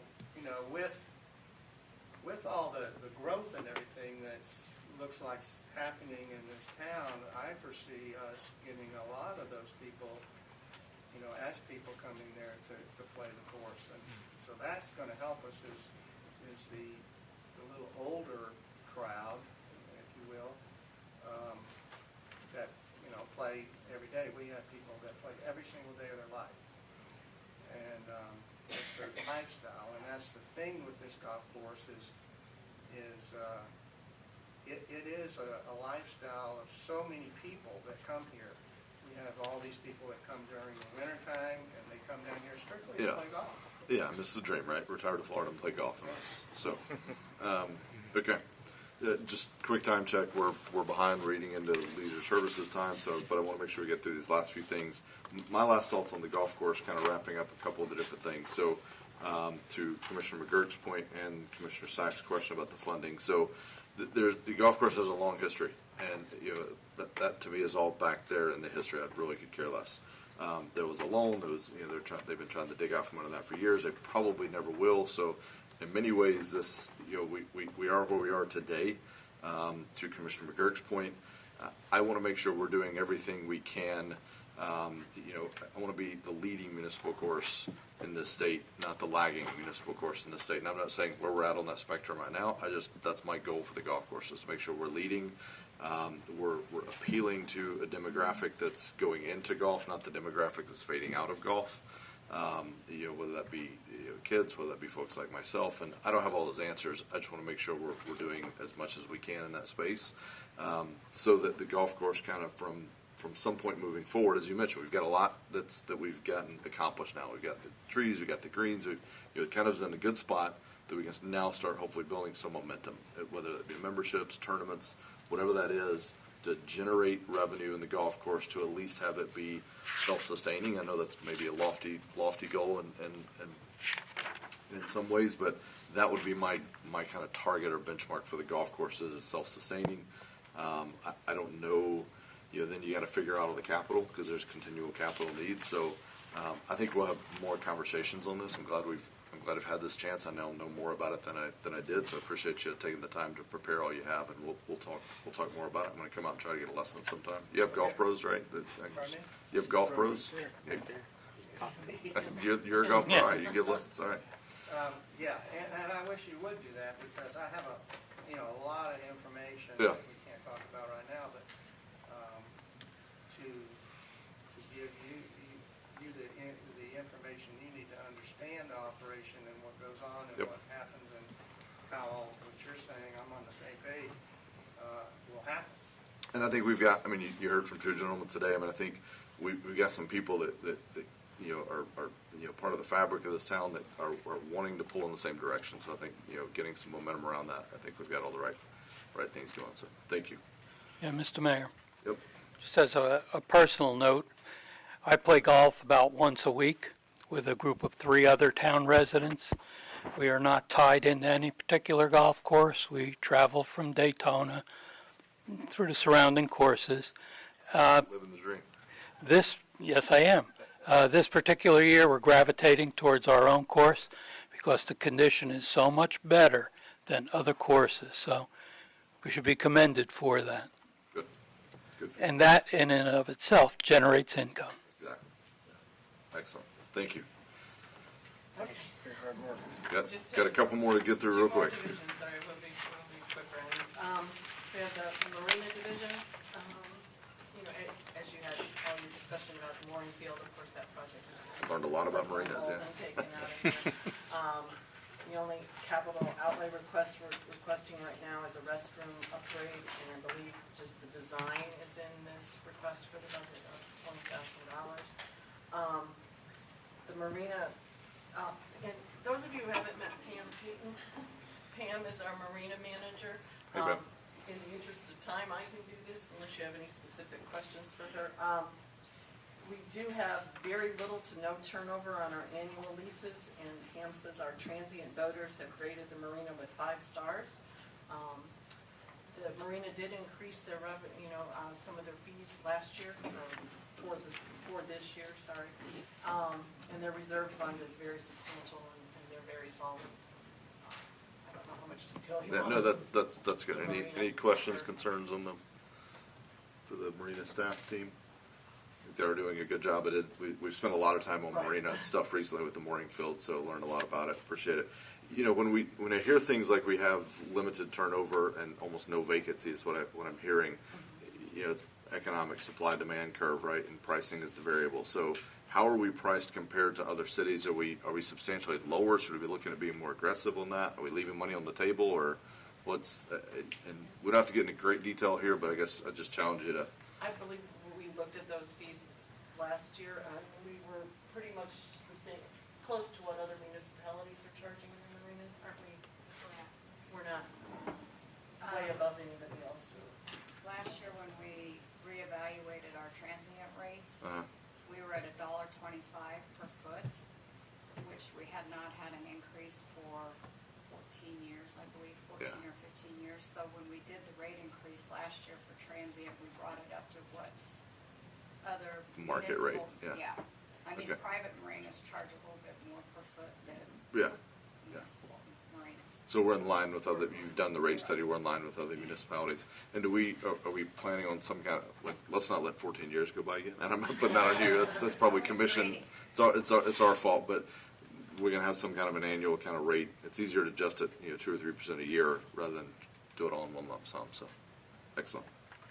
The only other question at some time for the commission may possibly be if we wanted to do a pump out boat without the mooring field. Yes. Yeah, I don't know what happened. Yeah, we talked through it. I think there was kind of broad support, so I think staff is coming back to us with some options on that. Yeah. So we'll look at that. Thank you very much. Good job on the marina. I have also heard good things, 5-star reviews. So. Okay. All right, solid waste. Last but not least, our solid waste fund. The increase that shows in here is because of the ISBA, the Internet Service Agreement with the county. We'll be taking over 17. We're meeting with the county actually tomorrow to start the discussion about the transition process. We'll be taking over between 1,700 and 2,100 addresses of unincorporated homes and businesses as of April 1st. We have different ways of counting them. That's what we have to get, because they bill differently. They bill on a tax bill versus on a utility bill. We have to work out all those differences. So that's one of the main things we'll be going forward with. The commission already discussed, the rate increase from Waste Pro up to the 3%. We get the revenues too as part of that agreement, right? I'm sorry. Well, we get the revenues for that. We're taking over the collection, but we also get the revenue. Right, of course. Yeah. Yes. I don't think you have a revenue. We don't. I just Yes, want to make the sure it's revenues are clear for increasing everybody. for Yeah. the services. Yep. The current residential rate is $21.14. and we did a 10% increase as part of the 5-year contract. We have not done another increase to the residents on solid waste. And Amy's here if you had any specific questions about anything to do with it. Amy won an award this. Wasn't she employee of the? What was the award you won? It was employee of the year. That's what I thought. Yeah, congratulations. Good. Any questions or? So with the unincorporated areas, are we going to pick up garbage twice a week No, we're going to do the same service level. that they have? That we have is twice a week. Yeah, right. Twice a week. They have toters. We don't provide toters. There's going to be a lot of education we're trying to work out with the county who's doing which notices, and they'll have to pick up their toters. We'll have to notify people in advance that they need their own garbage cans. But it will be going to twice a week versus the county's once a week for solid, regular garbage collection. Okay. And, I mean, have we had the discussion with our current vendor as to, are there cost savings by going once a week versus twice a week? Not significant. It's only maybe $1.18 a month. That's kind of what I figured out, because they use larger cans, so that, trips and stuff like that. Okay. Part of taking over this, when you think about it, you have 2 solid waste. Some of our streets that are so confusing, you've got us going down twice a week, the county going down once a week for solid waste. You've got like 7 trucks going up and down these streets because of, one house is city, one house is county. Yeah. This will bring in all the ISBA properties. We just have to work out all the details. All the details, There may be yeah. some slight changes to routes. We're hoping not to impact, current customers. We will have to do notification process for that too. So it's April 1st, April 1st, 2020. It coincides What a day. with their new Yeah. contract, I guess. Is this all a joke? Or? Yeah, April 1st. Excellent. I'm glad to be aware of that. I'm sure we'll, as commission, get feedback, and so good to know you're on top of it. You've got the next 2 slides, accomplishments. I think we covered a lot of those. So, and the goals, we've talked through some of these as well. So, any questions from the commission or observations other than just outstanding job by your entire team? Hard to put It's hard goals to down to 5 when you have 10 divisions. Yep, so. yep. No, it's you got a lot of great things going on. We as mentioned earlier, somebody mentioned our parks overall in really good shape. So, any other comments, questions? Thank you, Faith. Thanks, David. Thanks to your entire team. Really appreciate it. All right, quick time check. We're at what's supposed to be the end of leisure services, and we're just starting. So, we're going to make up time here.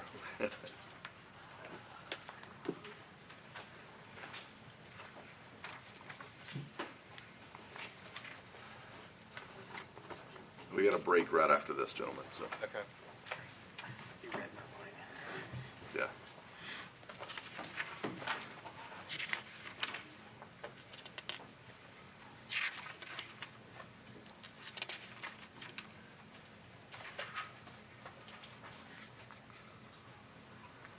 Thank you. Thank you.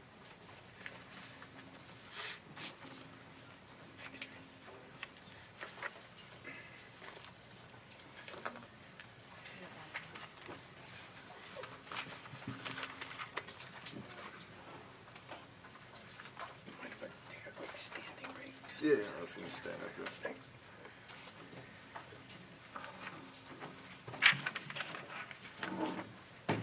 Okay, hopefully you won't have many questions, so we can make it faster. All right. I see my coffee behind me saying, hurry up. Nancy.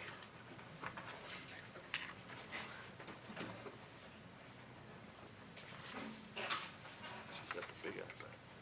We need those. Good morning. Good morning. Leisure services consists of administration, which is me, and recreation and special events, which is housed at St. James, and there are 6 employees under there, full-time employees. And then at the Brandon Civic Center, which they oversee Live Oak Cultural Center, Coronado Civic Center, and Usma Beach Women's Club, and there are 6 employees housed there. Our vision is Leisure Services provides places and recreation opportunities for all people to gather, celebrate, contemplate, and engage in activities that promote health, well-being, community, and the environment. We have total staffing of 15.25, and we are not asking for any additional staffing. Our recreation budget and special events budget is going down 17.79%. Why? Why it's going down? Why?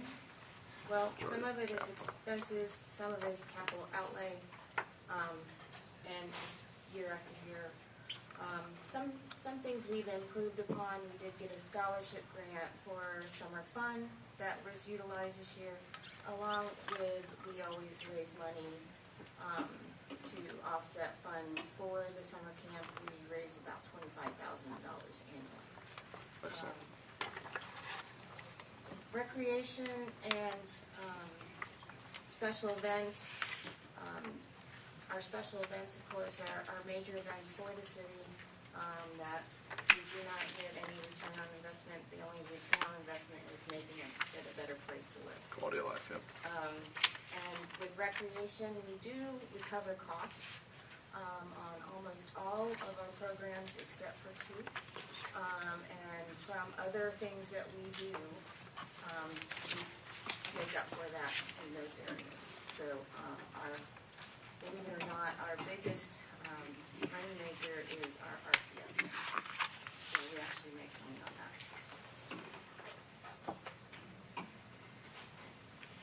Any questions about our programs or pickleball or anything which is at the city gym?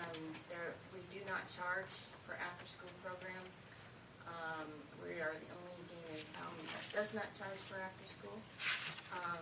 It was really it was decided previously that we would not charge because there are a lot of kids that don't have a place to go, and this is their safety. Mr. Mayor, on the Brannan Center. That's next. Okay. Yeah. Go ahead, Vice Mayor, and I'll come to you. Before we go there, in the budget, we've eliminated the bank charges for credit card usage. I've noticed that in several accounts. Is there a reason for that? Those were added back in this update. When we went back through all the line items, we saw that that was not inputted in a couple of the divisions. Okay. Commissioner Sykes. Nancy, a quick question about the pickleball play.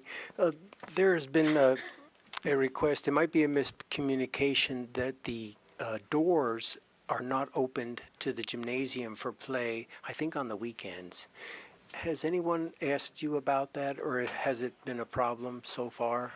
No, and we have staff that go down and open the gym for them. There's been many times staff have gone down and open and no one's been there to play, so no one's really told us anything about that. And they're very vocal.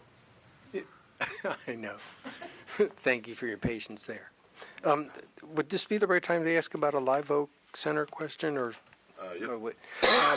Yes, and you know also, through no fault of your own, the acoustics, and by the way, I'm going to jump in on that one. We are all over the acoustics. Michelle's all over it.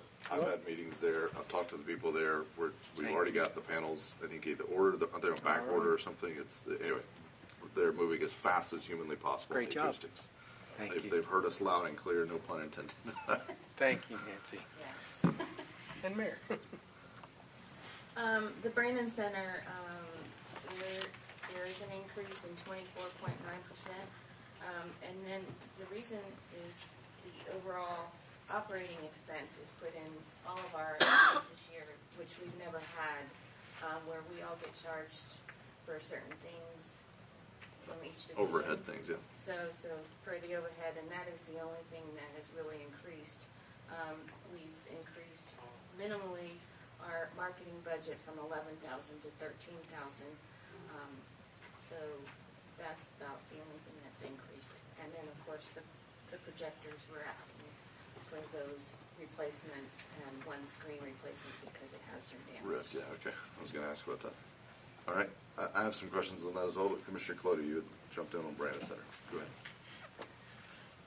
Do we have an accounting for how much of the usage is not paid for by social groups, city groups?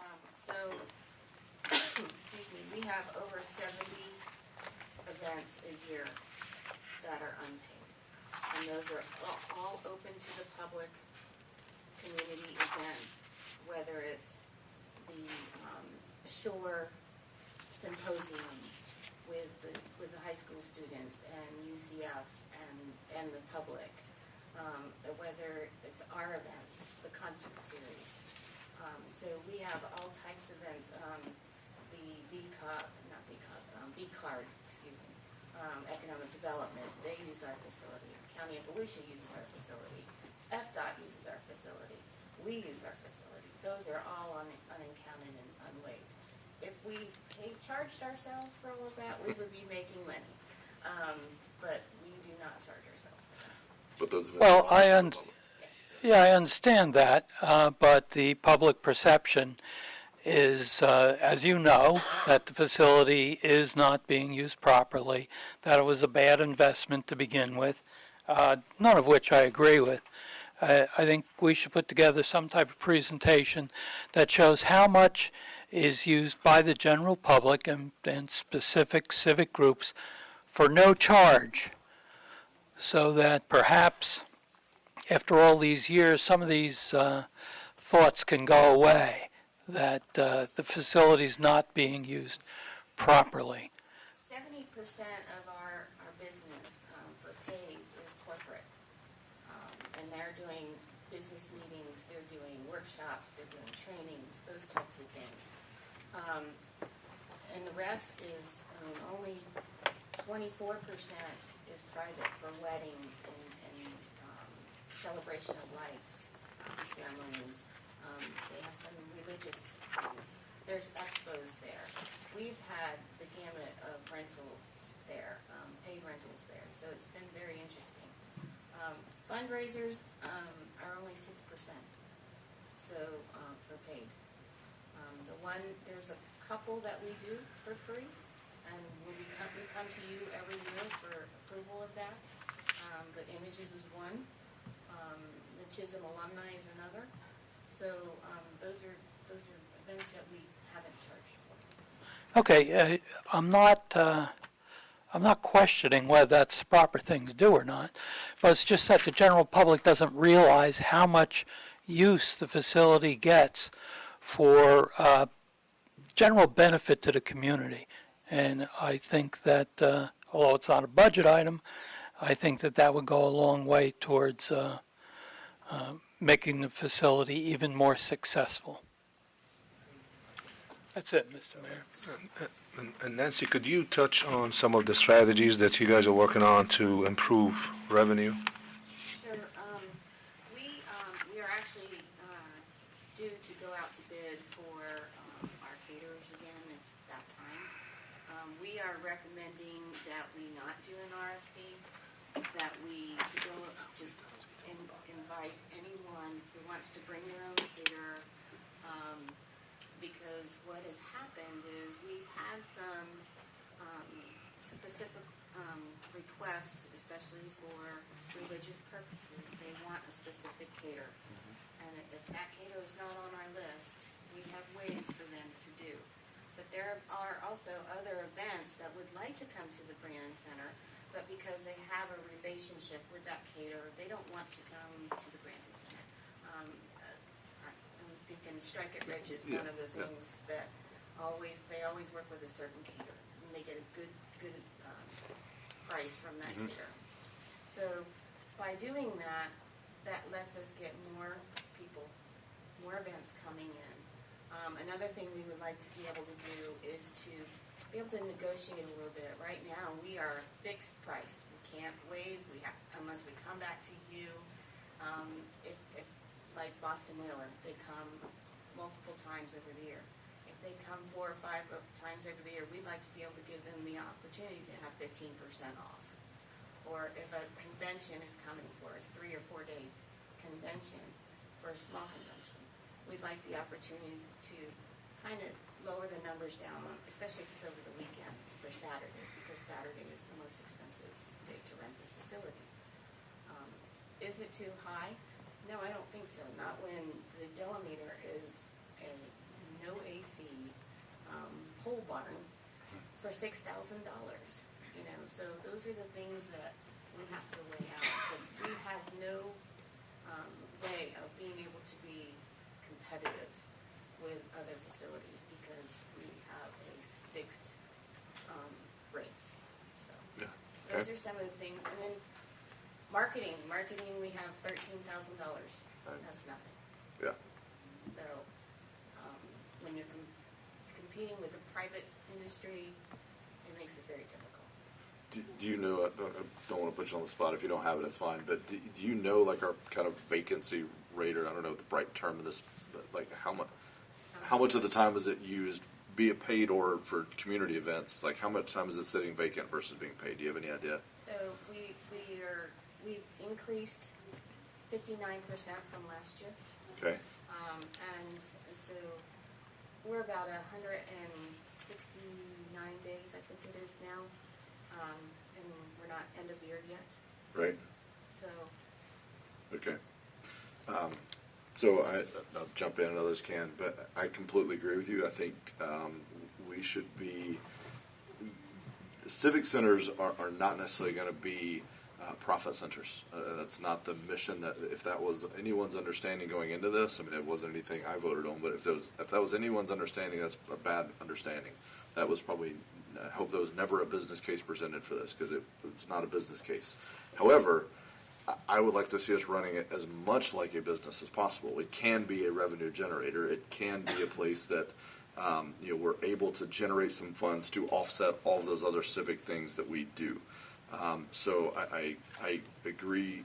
I'm open to whatever we can do to have flexible pricing strategies if that leads to increased revenue. Now, that's not just giving our favorites better deals. That's negotiating. That's saying, yeah, if you're willing to bring 3 events here, we'll give you 10% off. And this is new business or whatever. So that's good business to me.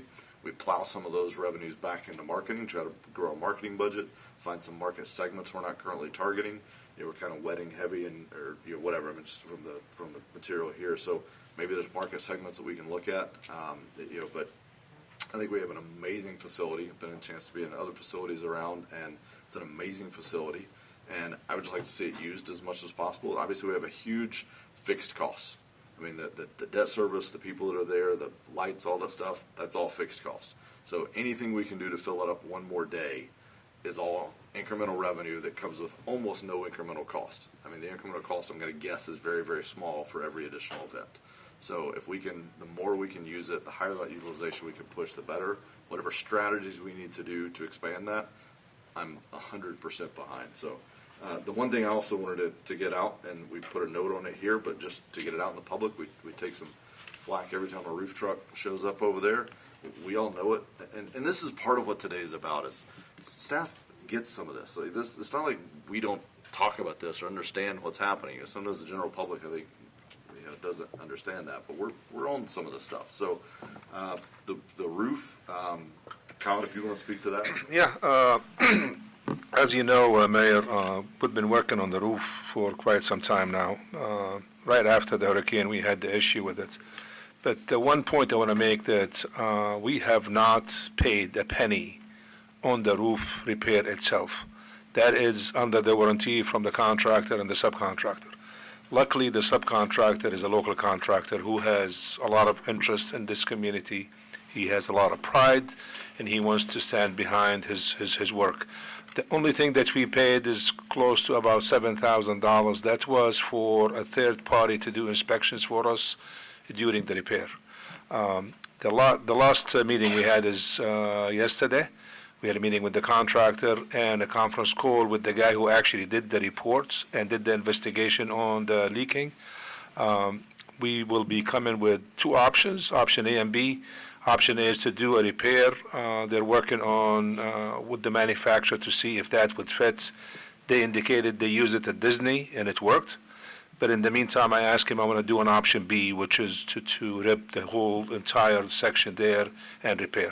So I would expect, hopefully by the end of September, that we will have the roof repaired, whether it's to take the section off or do the actual repair. And that's at no cost to the city as well, so. Excellent, thank you. I'm glad to just get that addressed. We spent negligible amount, it's all coming into warranty, and we're gonna get it fixed. Anybody that's built anything bigger than a shed has had issues. I mean, things happen, so. Any other questions, comments on the Brandon Center? Yes. Sure, yeah, then, For your viewing, our staff has really, our latest, they're creating beautiful marketing materials, quality marketing materials, and I really feel that if we just give them a chance, that we could really make this shine even more than it already does. Just a quick comment. I know, Nancy, you're striving and staff is striving to make that the city's Brandon Center.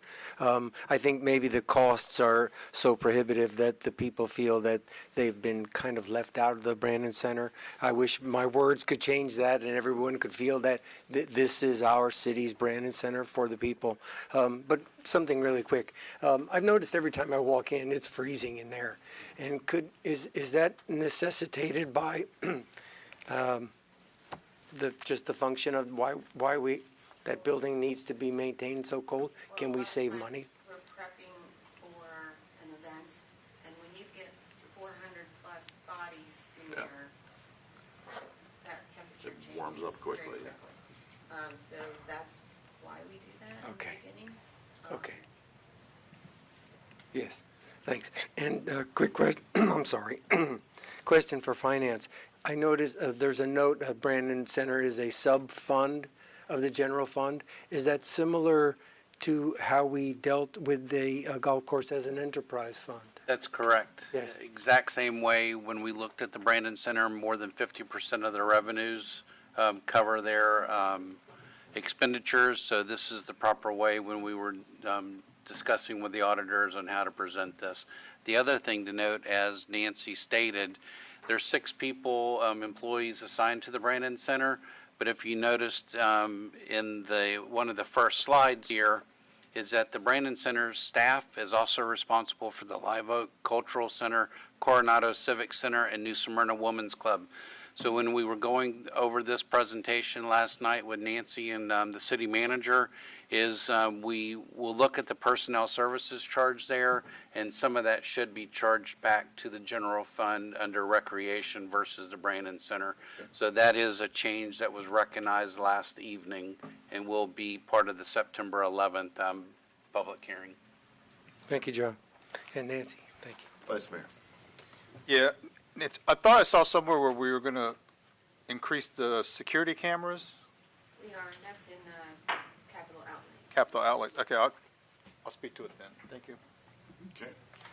All right, next couple of slides for leisure services. They got some great accomplishments and goals. A couple of highlights, the 56% increase in Brandon Center revenues. Under goals, you see a further goal of increasing by 15%. I think we can continue pushing on that. A lot of other things, the $4 million grant is under the accomplishments, many other great accomplishments. I think solid goals, I think, that are aligned with what we're pushing for as a city. One accomplishment not on here that I continue to be proud of is the fashion show. It was a great event, so thank you for that. Any other questions or comments for leisure services? We're now down to only about 10 minutes behind schedule. So we're going to take a quick, thank you, Nancy, and all your team. Really appreciate it. Good job.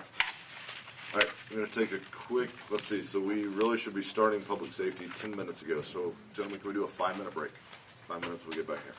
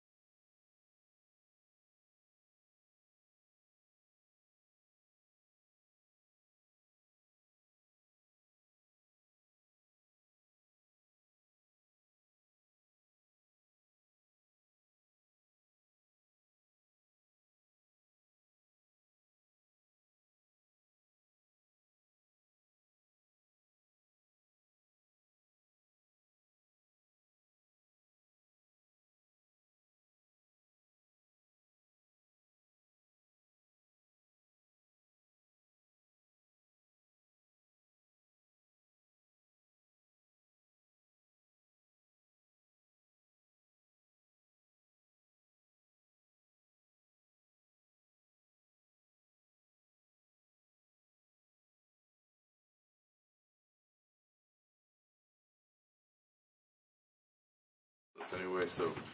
If anybody wants any gum, there's some gum up here on the table. I saw that. I didn't know if that was a trick or something. No, that's for anybody.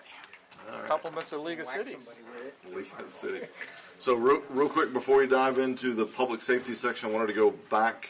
David and Faith and Nancy mentioned to me in the break, one thing to remember on those projects they brought up, the turf and the LEDs, there's possibility for ECHO or other funding sources we might could get to help complement those projects. So nothing definitive yet, but just something that may help those as well. So with that, we'll go ahead and dive in. Go ahead, Chief. Thank you, sir. Anticipating that y'all be running behind schedule, which was easy to see based on the schedule that was there. I sent everyone last night an electronic version of what the notes were and some graphs. So I will just kind of skim through that, and if you have any questions, then you can ask, and I'll make sure that we stay on time.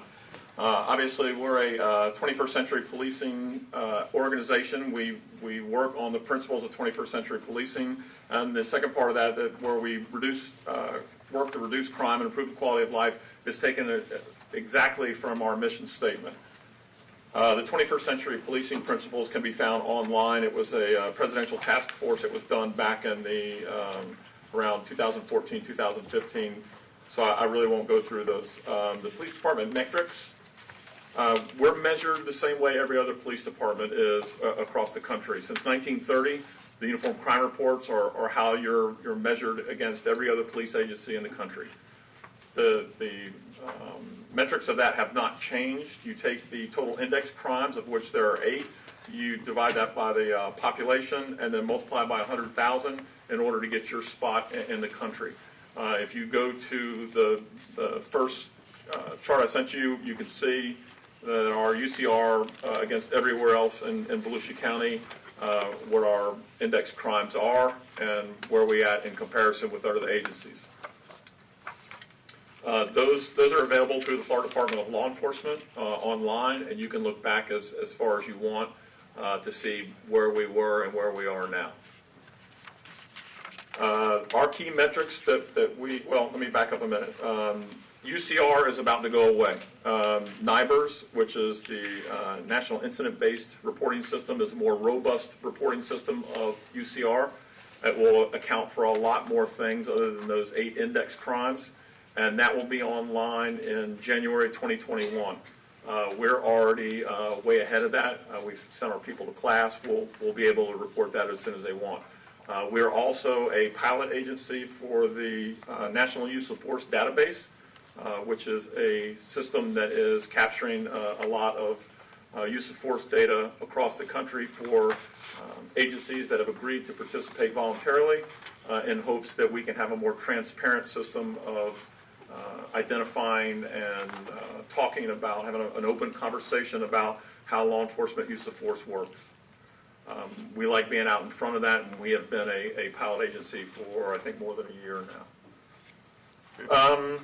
So our key metrics, when you look at what a normal police agency would come up here and tell you, they would talk about how many reports they've taken, how many arrests they've made, the calls for service, what our response time is. Those are what we consider to be inputs to our system.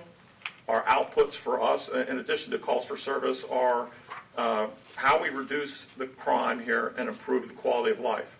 We look at the crime rate, the clearance rate, and our use of force rate. So I'll draw you to a couple of those charts that I sent you, specifically the calls for service. You'll see that over the last 4 years, we've averaged about 57,200 calls a year for service. And when you look at what we've projected through this year, we'll be over 58,000. The other, on use of force and incidents per arrest, do you have those charts there? Yeah, I think it's the one on your left, isn't it? It's attached to do you have one that says PD metrics? No. Yeah.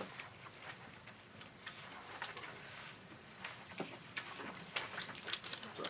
Carrie's got one for you.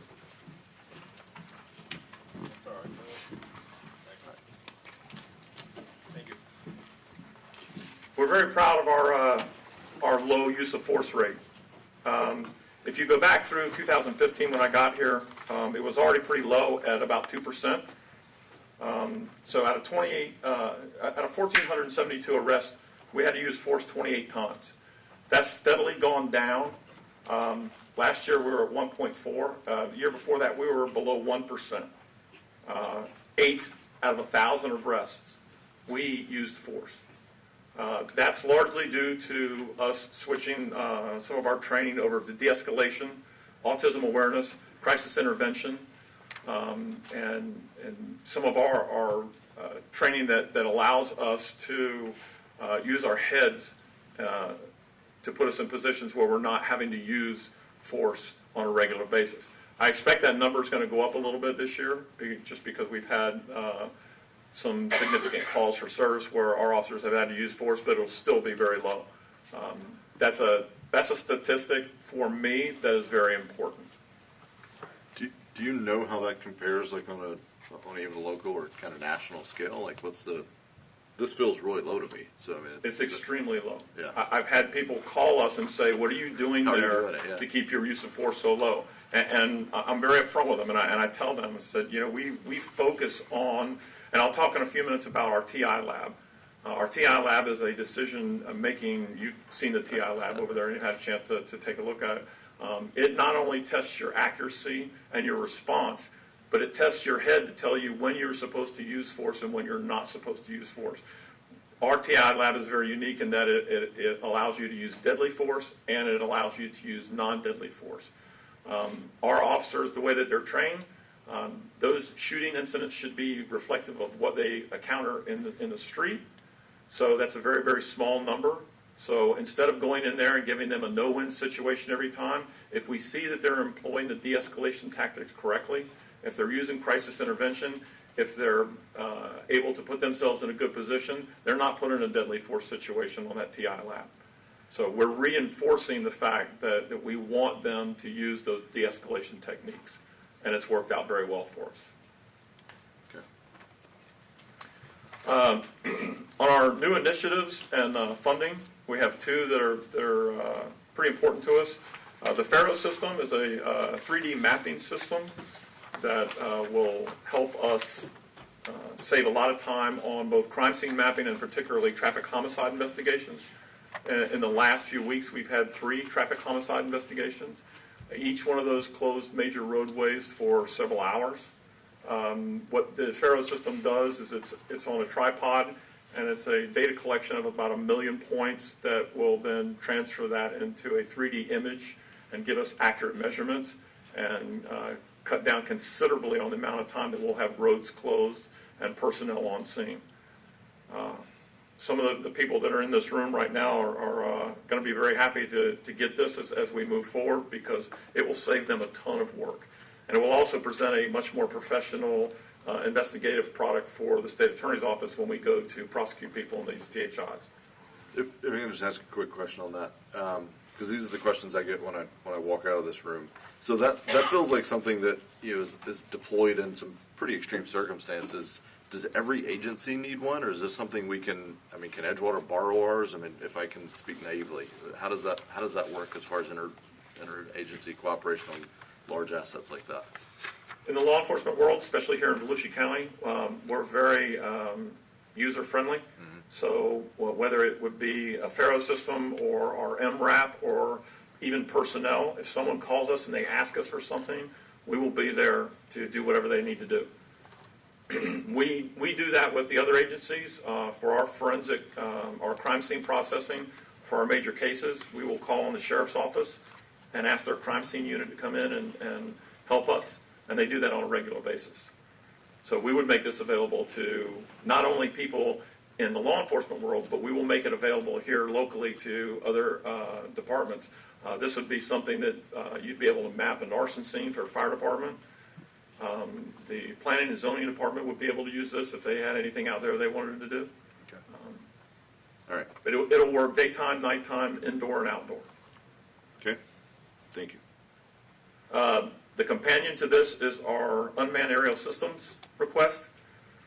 And that is essentially a drone that will allow us to then capture some images from above the ground level. Right now what we have is we have a lack of timely air support from the county. That's not because they don't want to come out and help us.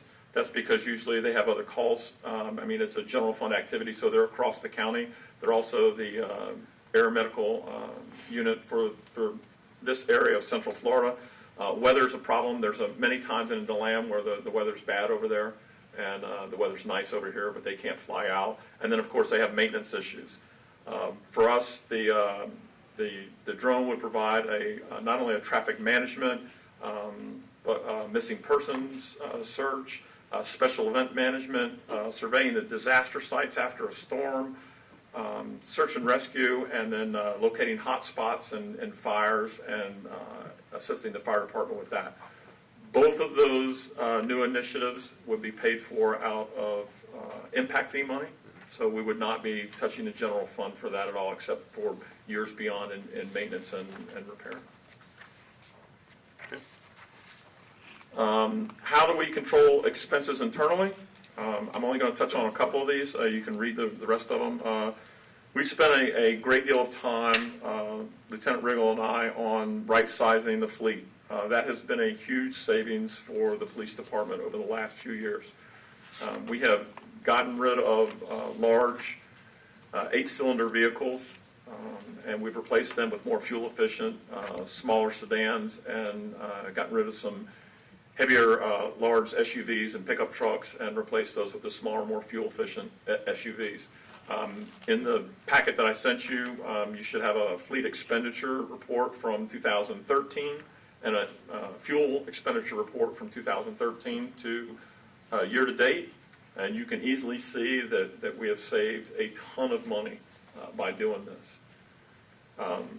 As we get into another slide, I'll talk a little bit about why we're doing this and give you a real-world example of how this has worked for us. The TI lab versus the range time.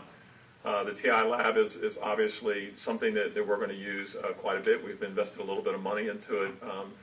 The money we save just in ammunition savings doing that has been tremendous. As you know, ammunition, or maybe you don't know, ammunition has gotten expensive. And so we're looking for a way to give some people some training on the decision making and then testing their accuracy, but then not run through a bunch of rounds just for the fun of guys shooting guns.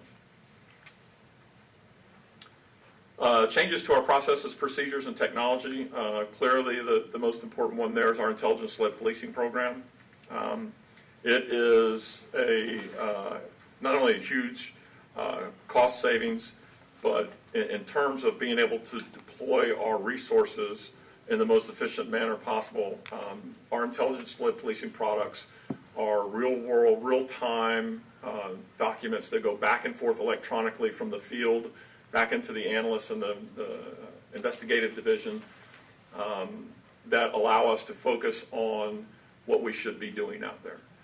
There are 27,000 some people here in New Smyrna, more than that on the weekends, but quite honestly, our regular customer base, our most prolific offenders, are a very small number of people. So instead of just out there shotgunning and doing a normal geographic deployment of how we're doing this, we're focusing on our most prolific offenders, the people who cause us the most problems. And what our analysts and our investigators are doing to provide those products for our officers, and in turn what the feedback from the officers into them to refresh those products, allows us to focus on what's important. Any questions so far? Good. I'll zip right through this. John, on the staffing for the police department, there's no new position requests in this year.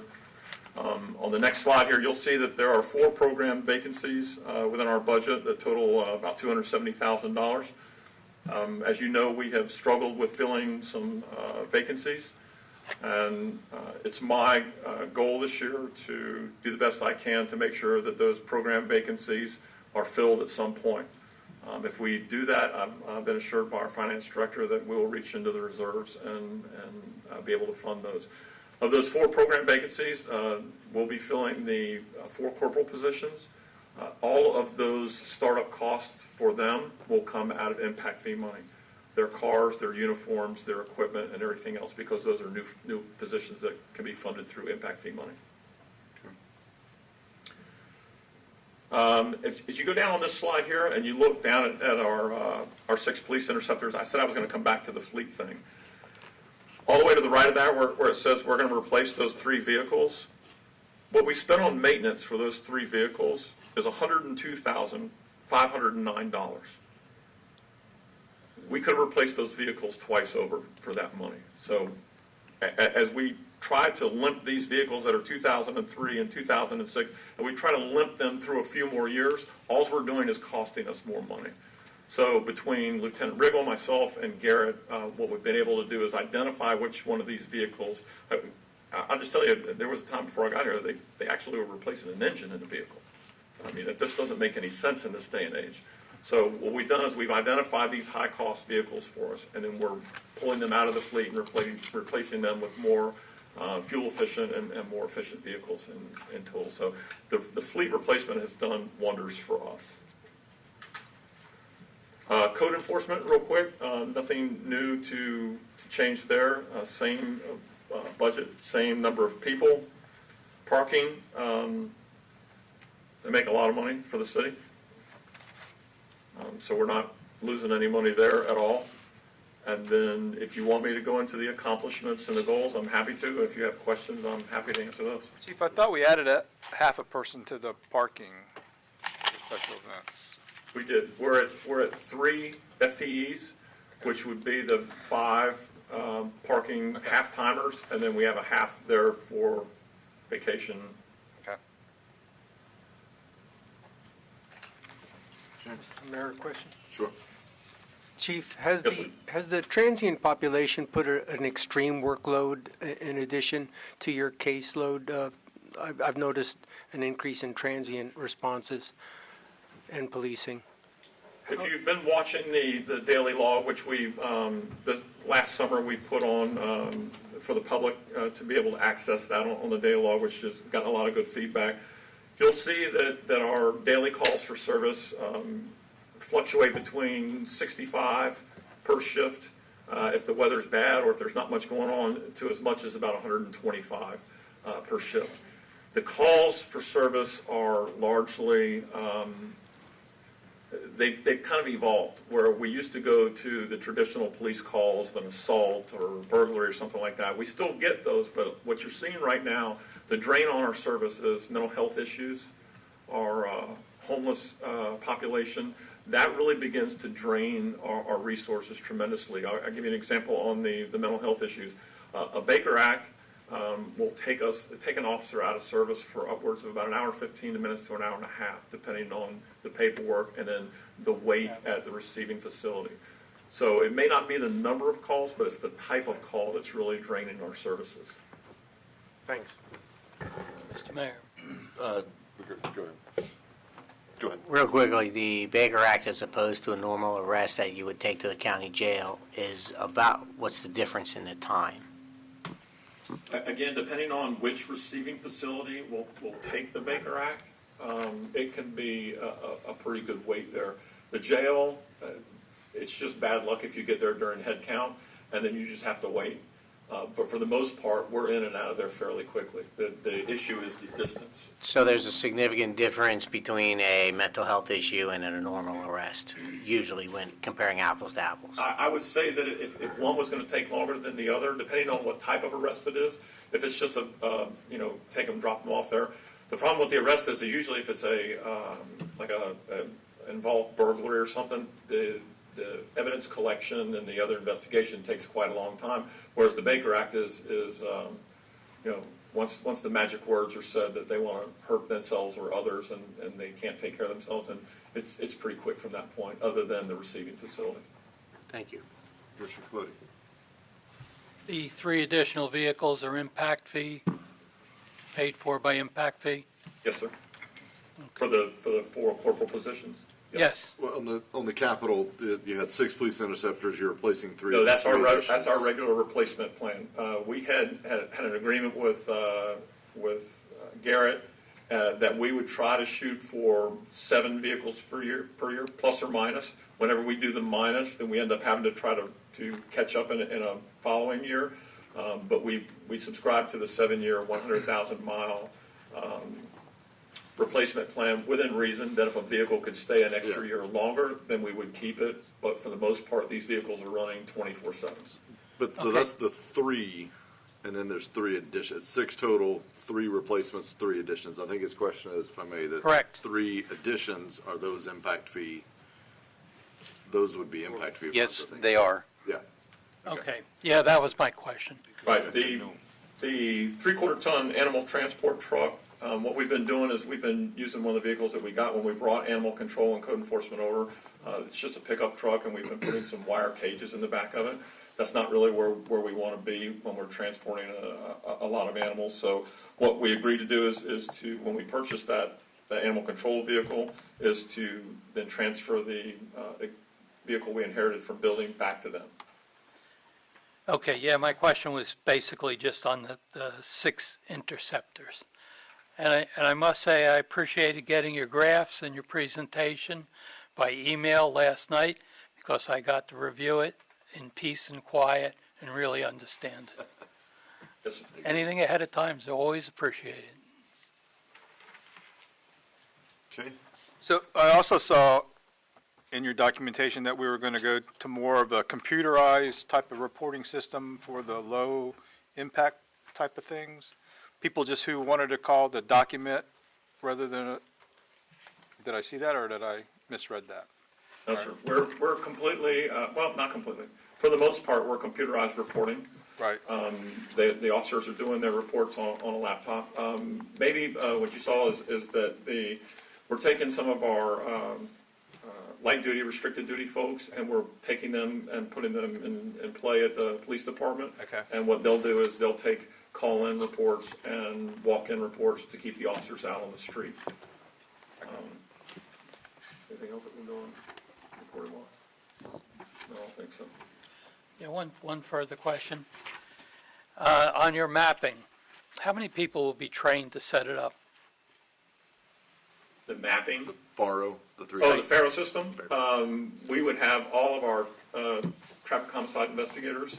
We're looking for 2 per shift, 4 shifts, and then the supervisors. So I would say no less than 8, and hopefully 10. All the corporals will be required to be traffic homicide investigation certified, and then 1 other officer on the shift so that we can, it takes a little while to do it. Correct, because key to using that type of stuff is the training that goes into it and the setup each time. Yes, sir. You have to be proficient. Even though it's electronic, you have to be proficient in the setup and then being able to transfer it over into the database and be able to then work with that to create the products that we need. Yet it's still quite intensive work related. What it does is it takes us off the street part of that very much quicker, and it provides a better product. But the idea is to get the road open much quicker. Correct. Okay. Thank you. So a couple of things I just wanted to point out. One is, it's kind of been laced here, but just to make sure everyone understands public commission. This notion of these planned vacancies, basically what we're acknowledging is, and it's very common, I've done it in every organization I've been a part of, that, hey, we have vacancies, so why leave that money budgeted for something we know it's probably not going to be spent there? So it allows us to basically go budget that money elsewhere. However, and you heard Chief say it, and I don't think there would be any disagreement here, but I'd like to get it out now, if there is that if he is able to fill those, and we all hope that he can. I mean, we all want full staffing on our police, but there's been challenges which he outlines in this document. But if he's able to fill those, we would be dipping into reserves basically to backfill that 270-ish K for that. But certainly funding is not going to stand in the way of him recruiting, and if he finds the right personnel, and he outlines what he's looking for here, if he finds that personnel that meets all those metrics is the right fit for his police force, the fact that this funding has been reallocated for now will not stand in the way, and we'll deal with that in future budgets. So just want to make sure that's all clear from everybody here, staff, police, we're all on the same page. So. And I want to say one more thing about vacancies. Sure. When the vacancies in the police department, for like when Lieutenant Riggle's scheduled to retire in November, when he drops out, I've got, I can internally move some people up and prepare them to take those positions. In terms of getting a person in the door and ready to work in a patrol car is about 6 months, give or take a month, depending on how quickly they catch on or what their experience level is. Right now, as we sit here, I have 7 officers in some form of the field training evaluation program. 4 in a classroom phase. I've got 3 on the road. That classroom phase can, in some cases, be as long as 6 weeks. And then, so to get these young men and women schooled up and ready to be out here working in a car that you see a police officer on the street every day is about a 6-month process, even though I've lost that position 6 months prior to that. So we're playing a constant catch-up game. And it's just not as easy as in a regular job where you hire, somebody leaves and you hire somebody the next day. It just doesn't work like that with us. Yeah. Most jobs you don't get issued a car and a weapon. I've never been issued a car and a weapon for a job, so if I do, somebody's going very wrong in my career field. The last thing I'd like to point out, he didn't elaborate on it out of modesty, but the accomplishments, the big one for me, he pointed out building trust and legitimacy. He lists all the organizations he's a part of. I know we've all been at events where there's been presence. My perception is, those are all going in very positive directions. We had the chance to have the SOTAs group here. Chief and other staff members came and spoke to that group, and you could tell with that group of kids individually, there were connections made. They enjoyed the time they spent with the officers. There's one that wanted to go into policing, one wanted to be an attorney. So I think those things, when you talk about all these stats and graphics, it all comes down to people and the next generation and what we're doing in that space. So I commend the entire team and the chief for what you're doing in that space and all those different programs. So any other comments, questions? Quick. Sure. Chief, how many officers is optimal for you per shift on the street? Right now, our minimum staffing is 4 officers and a supervisor. The shifts are normally staffed with 5 and a supervisor. On the weekends, the minimum staffing is 5. I would like to see a 7 and a supervisor. That would be optimal for me, where I think we're going and expanding out west and some of the things that we want to do. If we could replace some of the specialty positions, the traffic positions especially, it would help out tremendously. So we could keep that 5 and a supervisor if we had those positions staffed. Thank you. All right. Thank you, Chief. Really appreciate it. Thank you all for being here.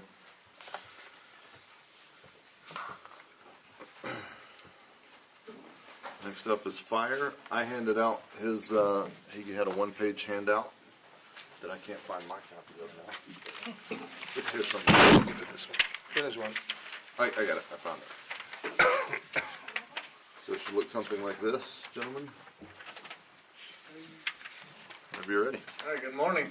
The focus of the fire department is obviously a community response to what the community needs. We don't really fall in line with every other fire department because every other fire department doesn't fit within New Smyrna Beach. We evaluate the community, we look at the community and their needs, and that we try to measure and shape our fire department based on that. So going forward, everything that we present to you is going to be a reflection of what the community is facing right now. Transport being one of those components that we're going to talk about in a little while. You want to go next slide? It's fine. Can't read that. So the measure of the fire department, because it does not create revenue, it is not a money-making business. It is a public safety service. It's a quality of life. So we have to measure it against certain metrics such as call volume, response time, things like that. You'll notice that we ran 5,500 calls last year. That's about our norm. We're not higher or lower than normal. One number that is striking on there is we transported 1,300 people to the hospital. That is a response to Volusia County EVAC ambulance being either unavailable to transport them or being too distant to transport people to the hospital. It is not our primary mission in the fire department to transport people from a house call to the hospital. But we've in the past year we've done it 1,300 times. Fortunately, we do collect revenue or collect insurance premiums from those transports. Last year, the average, by the time you net everything out with lack of collection, billing department fees, which are 10%, the average collection is $322 per trip. Going forward, I can't read that It doesn't matter. Let me is that the cost to the city or what you receive from is that a revenue or an expense? The $322. $322 per trip is what we receive via collections. It is not a profit split. It is just what we receive per trip. Thank you. Yeah. In that rate, yeah. That's my clarification. And for next year, we're anticipating, we're going to safely anticipate conservatively a collection rate or collection income of $375,000. I believe we'll do better, but to be conservative, we budgeted lower than that at $375,000 for next year on the transport side of the house. So, next slide's fine. Kelly, next slide. So in regards to staffing, this year we're requesting 3 additional firefighters. That is in an effort to offset the 6 firefighters that we have basically transferred off a fire apparatus onto the ambulance. The ambulance is running full-time with 2 people on it 24/7. So those 6 people, because we run a 24-hour, 48-hour shift, those 6 people, we're going to request 3 additional hires to replace them with 3. As you can see on there, that brings our total from 47 to 50 for the head count for the next year. Strategic issues that we're facing right now. There it is. Traffic being, I went out of order. I apologize for that. Traffic being a primary concern for us. I don't think anybody here is surprised to see the traffic's an issue. We have developed a few mechanisms, and we're looking at other means to fix that. Opticom being one of them that's already been deployed. It allows us to gain access and control of the traffic lights and give us preferential treatment over any other responding vehicle going to the call. Go ahead. Can you get 1 extra for me? Yeah, right. And it is very well audited. So there is definitely not any misuse of the Opticom system. I can assure you of that, because DOT would be knocking down our door. It was a joke. I know it was. Another consideration we've discussed and we've talked about transportation impact fees is traffic lights at Station 50 and 52. That would allow us to completely control the traffic as we exit the station. It ensures that the apparatus is safer on the way out, but also ensures that the driving public doesn't have to interact in an unsafe manner.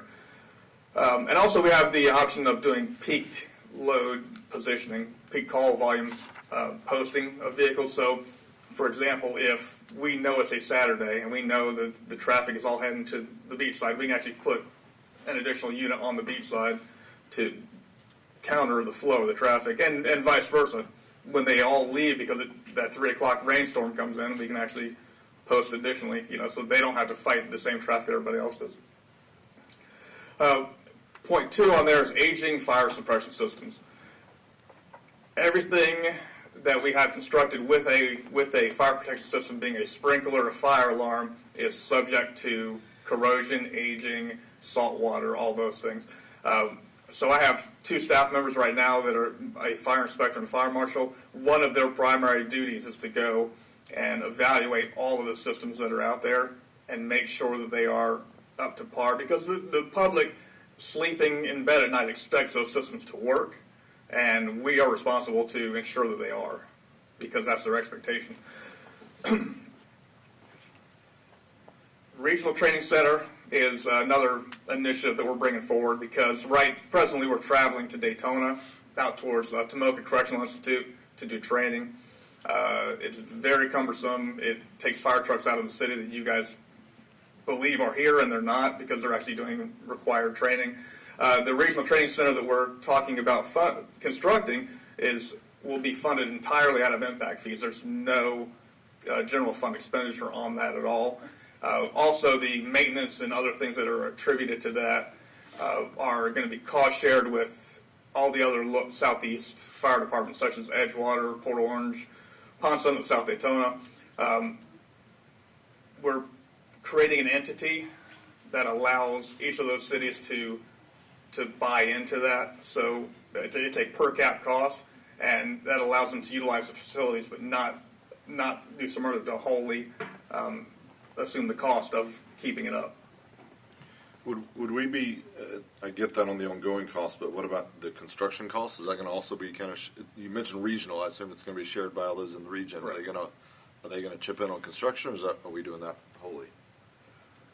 We would, well, the vision is to do it wholly. Okay. Because we have impact fee monies that were paid to the city of New Smyrna Beach, and to try to cross city lines with impact fees is pretty difficult. Okay. So we're definitely, there's definitely some legal issues, concerns with trying to cross impact fees from one municipality to another. Okay. All right.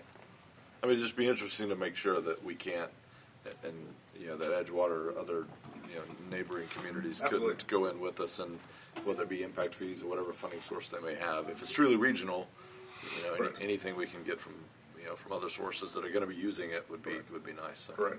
And we're not interested in duplicating facilities between us and Port Orange and Edgewater. We would like to have, something unique that creates some efficiency. Yep. Okay. And then lastly, the last strategic issue I have on there is just annexation and expansion. We're expanding out west. We're annexing in more property than we ever have.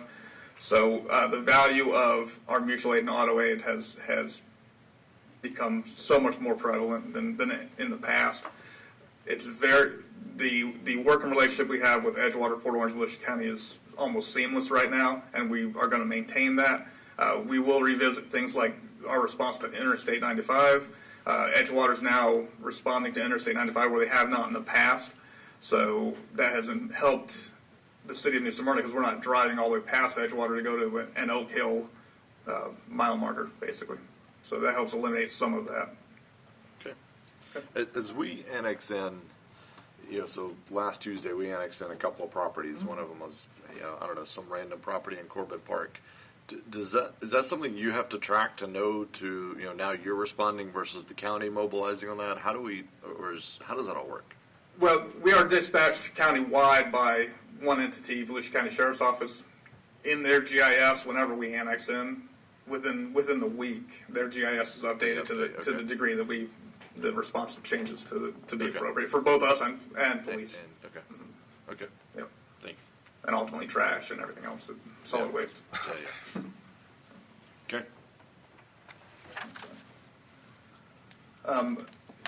You have before you all the capital improvements we're looking at. I would be glad to field any questions on those. But. Do you have any questions on the capital equipment? Any highlights, anything on here that's, I know we've talked before about the radio system, and these are all great projects. So. Correct. Yeah, the radio system that we purchased last year was the one half of the total upgrade to the P25 model, which is the new standard for radios. We purchased half of it last year. We are funding the other 50% this year for that radio upgrade. All right. I'm hearing no questions. Let's get to transport. I'm sure we'll have some stuff on that. Now, transport, for the first time, we have broken transport away from the fire department in terms of budgeting. This allows us to better track every cost that goes into it. Up until this point, it's been kind of anecdotal on how we funded it, or not funded it, but how we tracked the expenditures of it. Now that we've broken it away, we're able to track personnel better, operating expenses, things like that. Again, we're anticipating a minimum of $375,000 net collections next year, which helps offset a large portion of it. Obviously, like every other thing in the fire department and EMS, it's not a moneymaker by any chance. It's a quality of life public safety initiative, and it's a critical one. As you can see on the last 2 years, how we've increased call volume dramatically on the transport side of things, and that's a product of the lack of ambulances countywide. Because an ambulance dedicated to New Smyrna doesn't exist right now, other than the one that you own. The ambulance that was here half an hour ago may now be in Deltona, so you have no control over an ambulance being present in New Smyrna because it's a county-wide unit. Okay, Commissioner Biggert. And just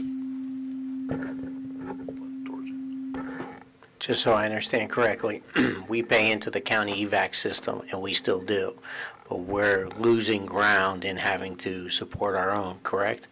Correct. The taxpayer pays by ad valorem. They pay into the general fund ambulance service countywide. And that service that we pay into, we haven't gotten any discounts. That's correct. Okay, I just want to make that clear for myself and for the rest of the commission that we're continuing to pay into it and then have to self-support. So it's a kind of a double whammy. Thank you, Chief. And by paying, just to make sure I understand, it's by paying into it, the city isn't writing the county a check for that. It's every citizen, as a part of their ad valorem, is going to, I mean, that earlier graph that showed the split, it's a portion of the county taxes that's going towards the EVAC, right? Correct. We're not writing a check Right. to EVAC. Taxpayers countywide Yeah. pay into that system. So I hear you. I'm not disagreeing. I'm definitely paying for two, I feel it too. two medical I feel it too. transports. And truthfully, if we had an ambulance service that I believed was consistent with the community's expectations, I would say the same thing you're saying, and that is, let the county handle it entirely. Yeah. I think the expectations of the New Smyrna taxpayer are different than maybe everywhere else in the county. I think they expect an ambulance to be, present. And 45-minute response times for an ambulance is not acceptable.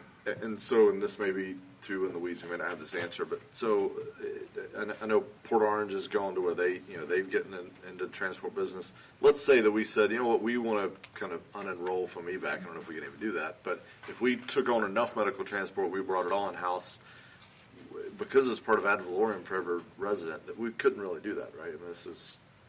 There's no way to untie ourselves from Volusia County Ambulance at all. That's what I wanted. Yeah, and that's a mechanism of the COPCN. Yeah, okay. That's what I figured. Not yet. But, Go ahead, Vice Mayor. But in addition to that, the county's doing our billing. So we're dependent upon them doing their due diligence and aggressive billing and collecting all the funds available to us, and then we pay them 10% to do that. So there are ways that we could probably recoup some of our costs by what we're doing through them. And having been in this business for 42 years, it's not going to get any easier or less demanding once you start. So, keep open eyes on this, because as we do more and more, our residents are going to expect more and more. So you're never going to be able to go back to waiting 20, 30, 45 minutes for an ambulance to take you to the hospital. So, And one of the other things I think we have going for us, when I talked about sharing the cost of the training center, that's low-hanging fruit. When you look at the Southeast Volusia region, the partnership that we have with all these other fire departments is seamless. It truly is. And so, big picture, you're talking about creating an entity to handle the training center, but truly we could morph that into much greater things. It would give us the muscle to talk to Volusia County and say, hey, we want out of this agreement and into something else. We could do medical billing through that consortium. We could purchase medical supplies, turnout gear, safety equipment, fire trucks even, out of that consortium at some point. It's almost a pilot program to say the training center, but ultimately it could be huge. Yeah. Yeah. Interesting. And you would still, and as a city commission body, you still maintain control of your fire department. It's not a consolidation by any means. It is you maintain control of your fire department, but the economy of scale by cost sharing everything becomes greater. Okay. We've got a slide for EOC. It's fairly innocuous. We can, unless there's anything you want to highlight on that. Accomplishments and goals have been put forward here. Anything you want to highlight on those, or any questions? No, for accomplishments, no. For the last bullet in goals is one that I think is the future. I believe it's the last one. Yep. Talking about business tax receipts. Presently, we don't collect fees commensurate to the amount of work we put into these fire inspections. I think it's important that we get out into every business in New Smyrna once a year. We are a means to keep these businesses open. When we recognize a problem, we can remedy it right then and there. Then they don't have a fire. If a business were to burn down, it trickles out into the entire community. It's kind of a blight on the community. Yeah. So for me, keeping these businesses up and running is super important. And the inspection process of going in there and remedying some of these things is very important to my heart. However, there's no fee attached to that right now, so no fee attached. Correct. So in going forward, I would like to, and we've talked a little bit with the planning department or the building department about how they do business tax receipts, and I would like to attach to that some kind of compensation to ensure that the amount of work that goes into business inspections annually is compensated. Do other municipalities typically Absolutely. charge a fee for this? Absolutely. I mean, like universally, or is it like 50-50, or is it? I don't know, Okay. honestly. Yeah. All right. But it definitely is out there. It's been done. Yeah. Yeah. Okay. Correct. Okay. Interesting. Question for the chief. Sure. Currently, do we charge fees for additional false alarms? No, we do not. No, we do not. And it's not really a plague that struck us. So fortunately, we've been very lucky. We had a couple bad years several years ago, but we've been much improved in the false alarm category. Thanks for all you do, Chief. Thank you. Any other questions? Anything else you need to cover off on? Any other questions for the chief? Gentlemen, by some stroke of luck, we are on schedule, off by 3 minutes, 4 minutes. Except public safety. What's that? Public I safety. know, they got us back on track. So really appreciate all you do, your teams do. Saw a great story the other day. One of your guys was in, I think he was off duty in Publix and saved a life right there in Publix. So just great stories all the time coming out of that department. So really appreciate it. Thank you. Thanks for everything. All right, with that, we are adjourned until I think we come back at 1:00. So be here a few seconds before that, preferably. Thank you.